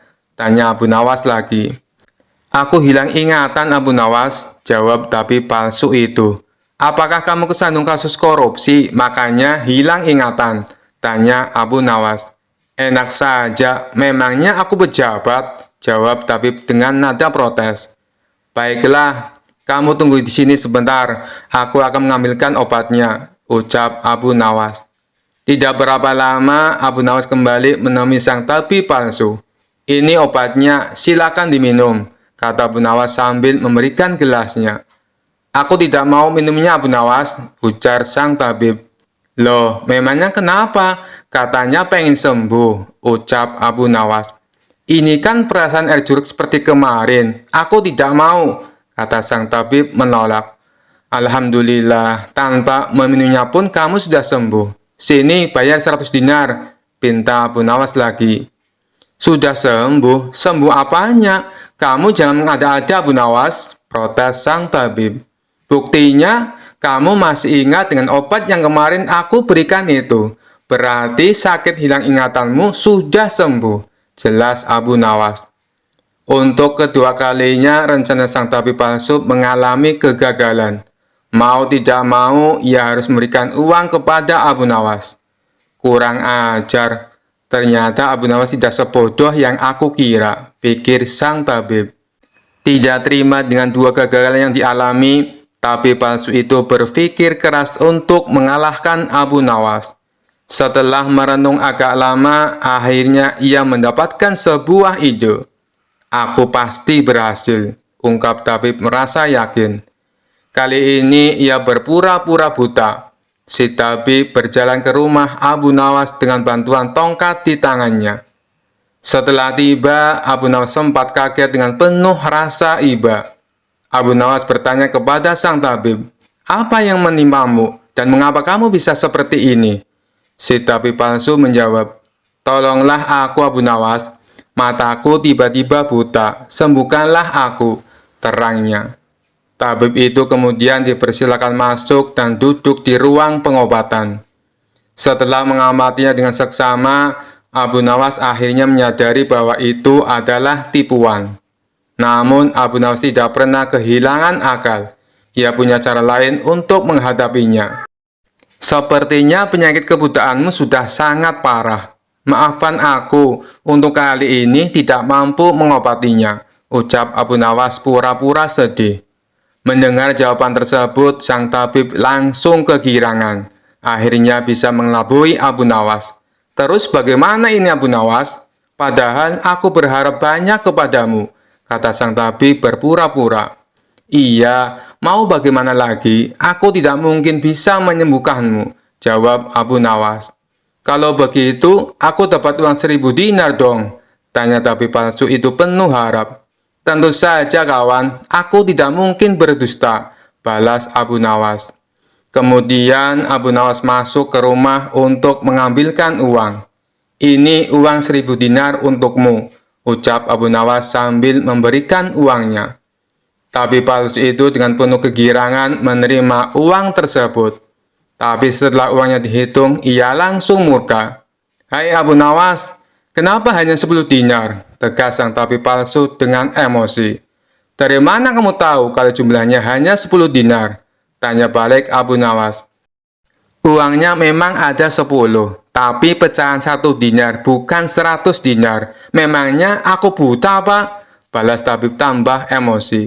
Alhamdulillah, sekarang kamu sudah sembuh, kata Abu Nawas sambil mengambil kembali uangnya. Maksudmu apa Abu Nawas? Kenapa uangnya diambil lagi? Tanya si tabib kebingungan. Loh, kamu kan sudah sembuh. Sini bayar 100 dinar, pinta Abu Nawas. Sembuh apanya? Kamu jangan mengada-ada Abu Nawas, protes si tabib palsu. Bukankah kamu kesini katanya mengalami kebutaan? Tapi kamu bisa membedakan mana pecahan 1 dinar dan mana pecahan 100 dinar. Berarti matamu sudah bisa melihat, jelas Abu Nawas. Tabib palsu itu tidak bisa berkata apa-apa. Ia pun terpaksa memberikan uang 100 dinar kepada Abu Nawas. dan pergi dengan perasaan kecewa. Aku kapok berurusan dengan Abu Nawas, ucap si tabib palsu. Sementara Abu Nawas berhasil mendapatkan kembali 300 dinarnya yang pernah diberikan kepada sang tabib. Kisah selanjutnya. Abu Nawas memanglah bukan orang kaya raya. Lebih tepatnya, ia hanya keluarga yang sangat sederhana. Namun, untuk memenuhi kebutuhan pokoknya sehari-hari, bisa dikatakan sangat tercukupi. Tapi kalau untuk kebutuhan mewah, Abu Nawas belum bisa terpenuhi. Ia tidak mempunyai barang mewah dan makanan mewah di rumahnya. Semua serba cukup dalam kadar yang sederhana. Namun, nasib apes menimpa Abu Nawas. Tidak ada hujan, tidak ada angin, sang istri tiba-tiba minta dibelikan kalung. Hal ini membuat Abu Nawas pusing 7 keliling. Bagaimana mungkin bisa ia penuhi keinginan istrinya? Untuk membeli makanan mewah saja ia tidak mampu, apalagi membelikan perhiasan kalung. Wahai istriku, maafkan saya sayang, tidak mungkin bisa menyanggupi keinginanmu. Kan kamu tahu sendiri, kita adalah keluarga sederhana yang hidupnya hanya pas-pasan, tutur Abu Nawas dengan lemah lembut. Namun keputusan Abu Nawas ini ternyata membuat istrinya tidak terima, karena ia sangat menginginkan perhiasan kalung. Bahkan selama ini istri Abu Nawas merasa tidak pernah menuntut apapun, tidak pernah meminta yang macam-macam. Ia ingin satu kali ini saja permintaannya dituruti. Entah bagaimana caranya, pokoknya ia ingin dibelikan kalung. Tapi lagi-lagi Abu Nawas tidak berani mengiyakan.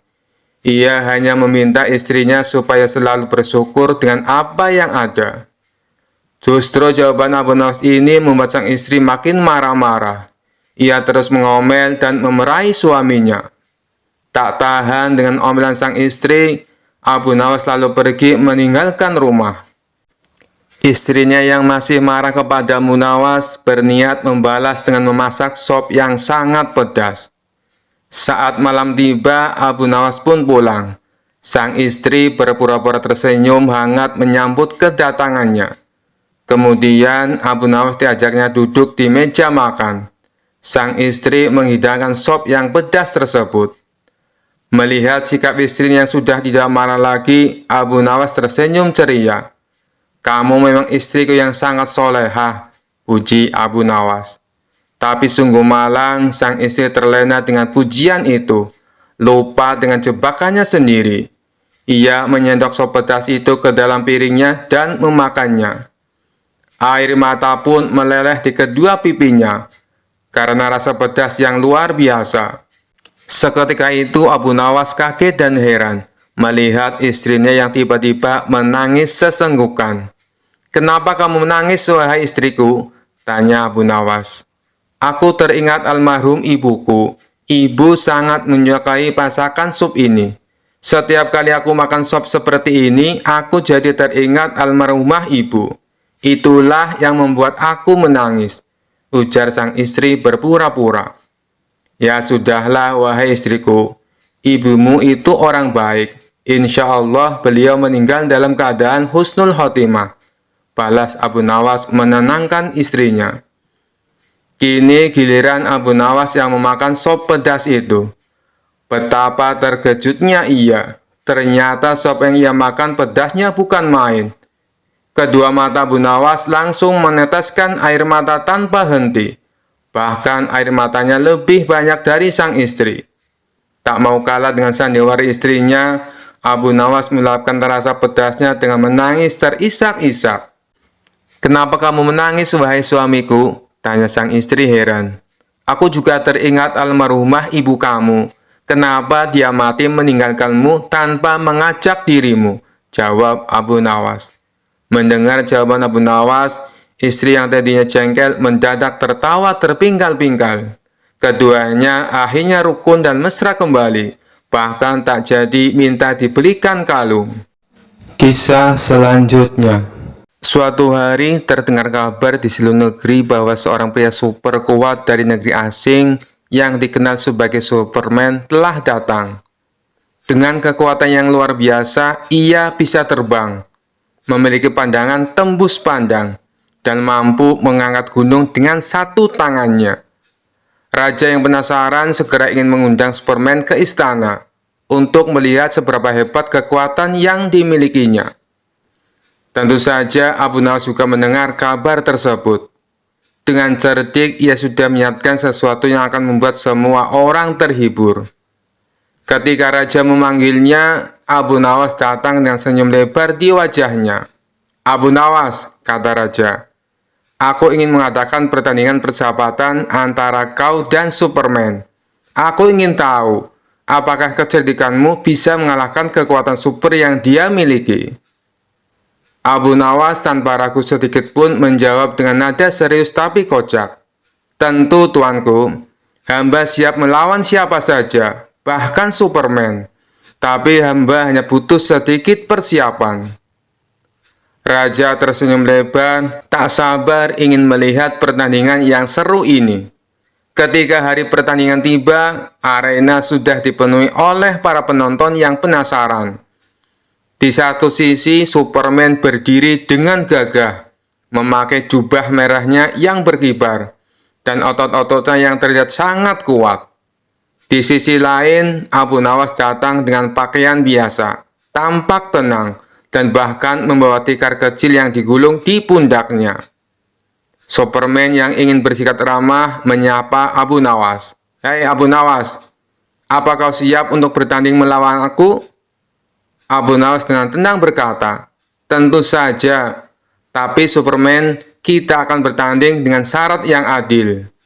Superman sedikit bingung, tapi ia tetap tersenyum. "Apa syaratnya, Abu Nawas?" Abu Nawas menjawab, "Kau kan terkenal dengan kekuatan luar biasa, jadi kita akan mengadakan pertandingan mengadu kekuatan. Tapi karena aku tidak sekuat dirimu, kita akan bertanding dalam hal yang lebih setara. Siapa yang paling kuat bertahan di satu tempat dalam waktu yang lama tanpa bergerak, dia yang menang."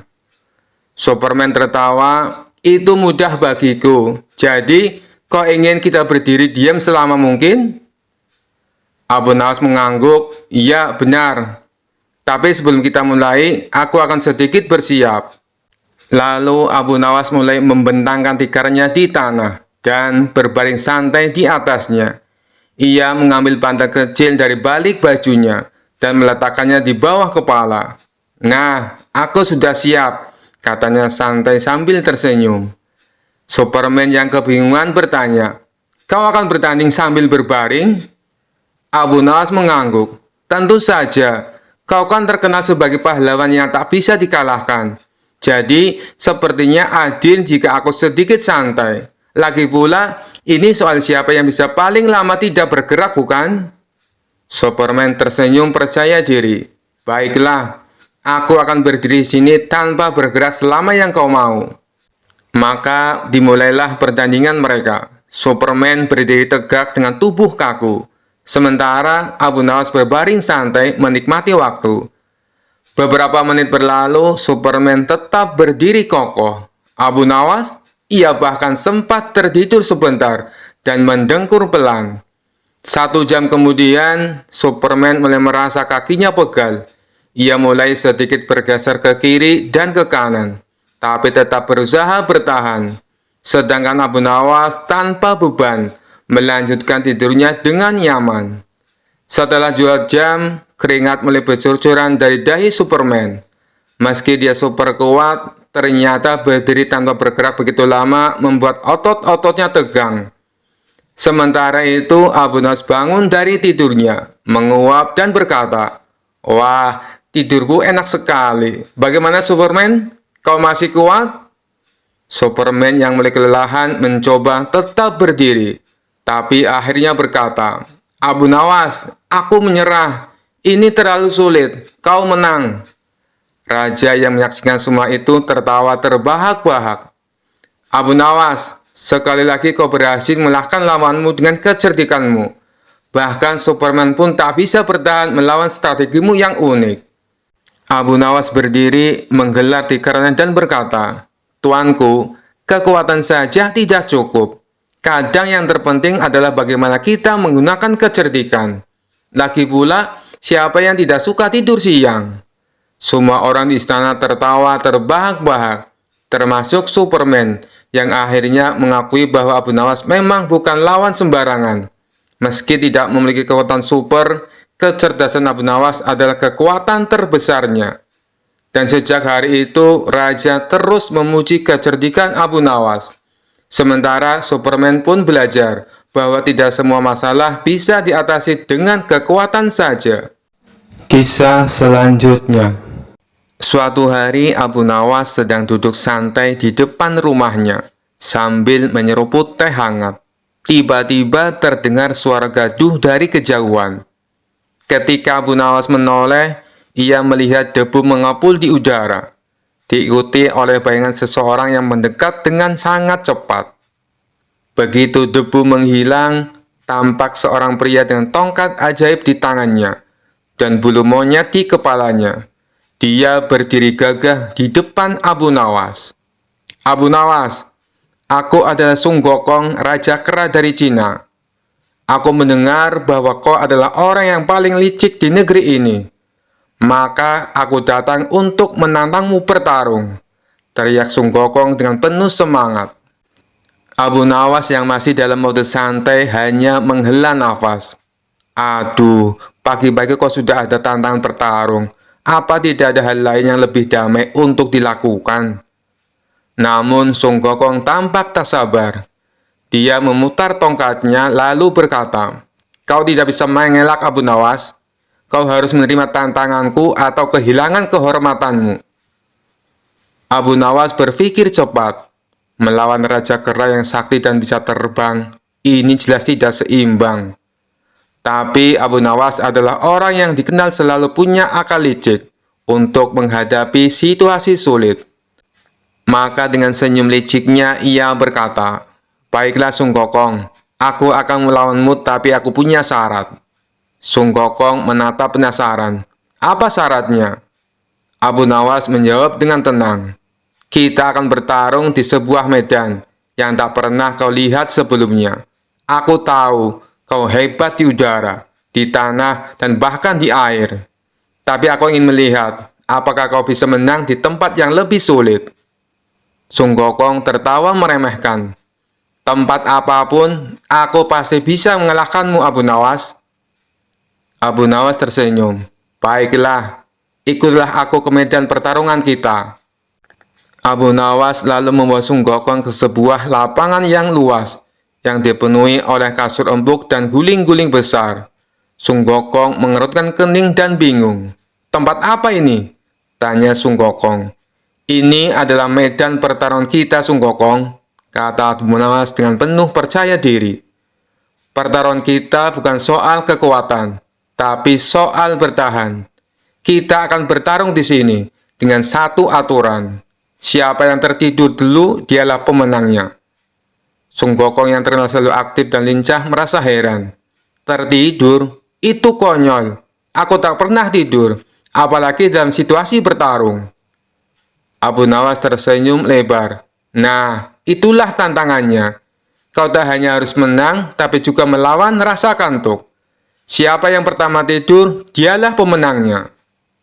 Sung Gokong tertawa keras, meremehkan tantangan itu. "Baiklah, kalau begitu kita mulai sekarang." Mereka berdua pun berbaring di atas kasur empuk yang besar.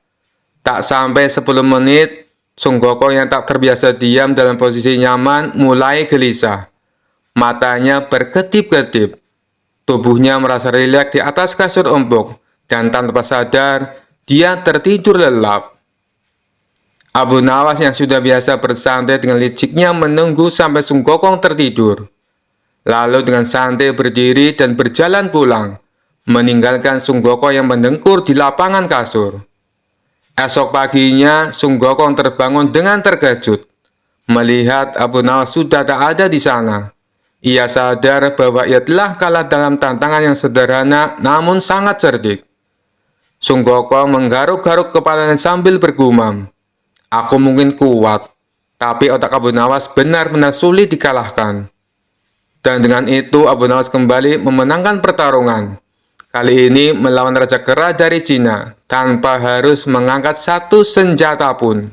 Pada suatu hari, Raja mendengar bahwa ada seorang ulama besar di negeri seberang yang melakukan tapa atau bertapa dengan cara merendam diri di sungai.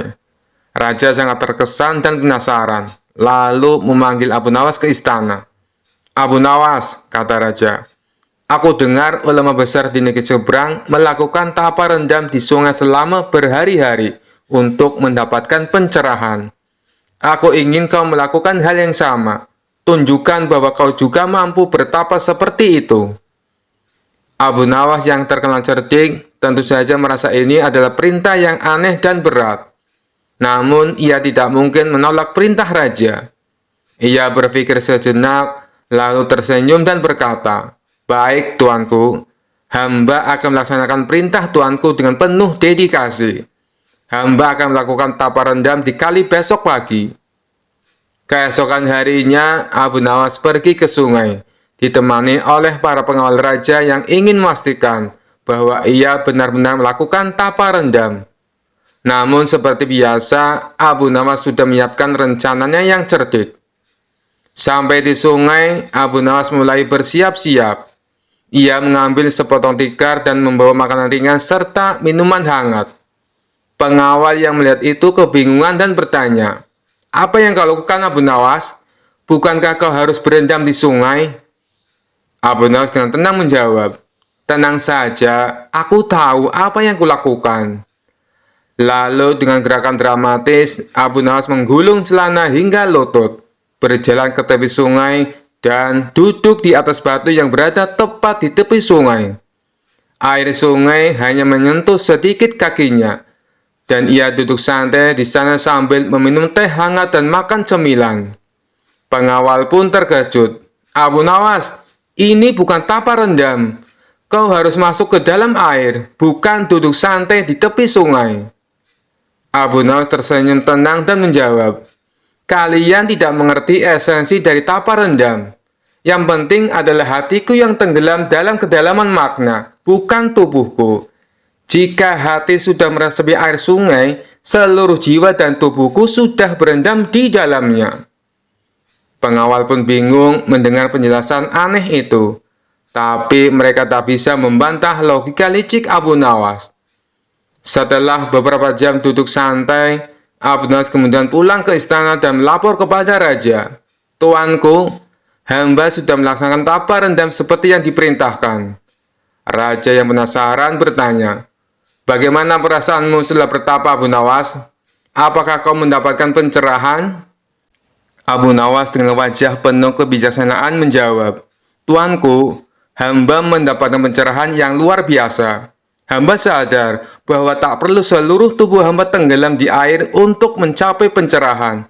Cukup dengan merendam kaki dan minum teh. Hati hamba sudah bersatu dengan alam." Raja yang awalnya ingin marah karena merasa Abu Nawas bermain-main, akhirnya tertawa terbahak-bahak. "Abu Nawas, kau memang selalu punya cara untuk keluar dari situasi sulit dengan akal cerdikmu. Baiklah, aku terhibur dengan caramu bertapa." Abu Nawas pun tersenyum lebar, senang karena sekali lagi ia berhasil menjalankan perintah raja dengan saran yang cerdik dan lucu. Semua orang di istana pun tertawa mendengar kisah Abu Nawas dan tapa rendamnya yang tidak biasa. Kisah selanjutnya. Pada suatu hari, Abu Nawas sedang berjalan-jalan di pasar dan bertemu dengan Abu Jahil, orang yang terkenal suka menjahili orang lain. Abu Jahil mendekati Abu Nawas dengan senyum penuh tipu muslihat dan berkata, "Wahai Abu Nawas, aku dengar engkau adalah orang yang sangat cerdas. Bagaimana kalau kita bermain tebak-tebakan? Siapa yang kalah harus memberikan uang 10 dinar."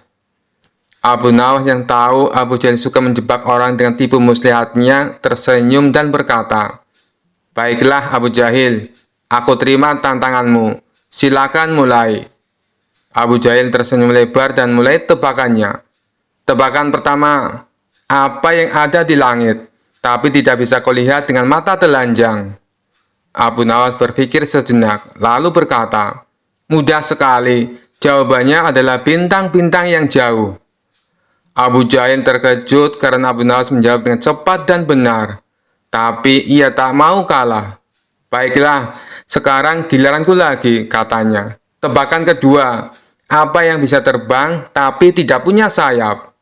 Abu Nawas merenung dan berpikir keras. Setelah beberapa saat, ia tersenyum dan menjawab, asap. Asap bisa terbang ke langit, tapi tak punya sayap. Abu Jahil mulai kesal karena Abu Nawas terus menjawab dengan benar. Maka ia memutuskan untuk memberikan tebakan-tebakan yang lebih sulit. Sekarang, tebakan ini. Apa yang bisa berjalan tanpa kaki, terbang tanpa sayap, dan menangis tanpa air mata? Abu Nawas menggaruk-garuk kepalanya, pura-pura berpikir keras. Setelah beberapa saat, ia dengan sengaja berkata, "Aku menyerah. Apa jawabannya?" Abu Jahil tersenyum puas, kemudian berkata, "Jawabannya adalah awan. Awan berjalan di langit, terbang tanpa sayap, dan kadang-kadang meneteskan hujan seolah menangis tanpa air mata." Abu Nawas pura-pura terkejut dan berkata, "Hebat sekali. Baiklah Abu Jahil, sekarang giliranku. Kalau kau bisa menjawab, aku akan mengaku kalah." Abu Jahil yang merasa sangat percaya diri menjawab, "Silakan, aku siap." Abu Nawas tersenyum licik lalu bertanya, "Apa yang ada di saku bajuku sekarang ini?" Abu Jahil tertegun, ia tahu ini pertanyaan jebakan, tapi ia tetap mencoba menebak. Mungkin uang 5 dinar. Abu Nawas menggeleng sambil tertawa, "Salah." Abu Jahil mencoba lagi, "Kalau begitu mungkin kunci rumahmu." Abu Nawas kembali menggeleng, "Salah lagi." Abu Jahil semakin kesal dan bertanya, "Baiklah, apa jawabannya?" Dengan senyum lebar, Abu Nawas mengeluarkan tangannya dari saku, memperlihatkan tangannya yang kosong, dan kemudian berkata, "Jawabannya adalah tidak ada apa-apa."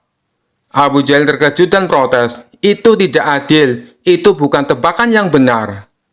Abu Nawas hanya tertawa terbahak-bahak, "Kau sendiri yang menerima tantangan. Tebakannya sederhana, dan kau salah menebak. Sekarang bayarlah 10 dinarmu." Semua orang yang mendengar kisah itu tertawa keras, sementara Abu Jahil hanya bisa menggerutu sambil menyerahkan 10 dinar kepada Abu Nawas. Sekali lagi, Abu Nawas berhasil mengalahkan lawannya dengan kecerdikan yang tak terkalahkan. Sekian dulu perjumpaan kita kali ini. Sampai bertemu lagi di kisah-kisah selanjutnya. Terima kasih yang sudah subscribe dan setia menonton channel ini. Wassalamualaikum warahmatullahi wabarakatuh.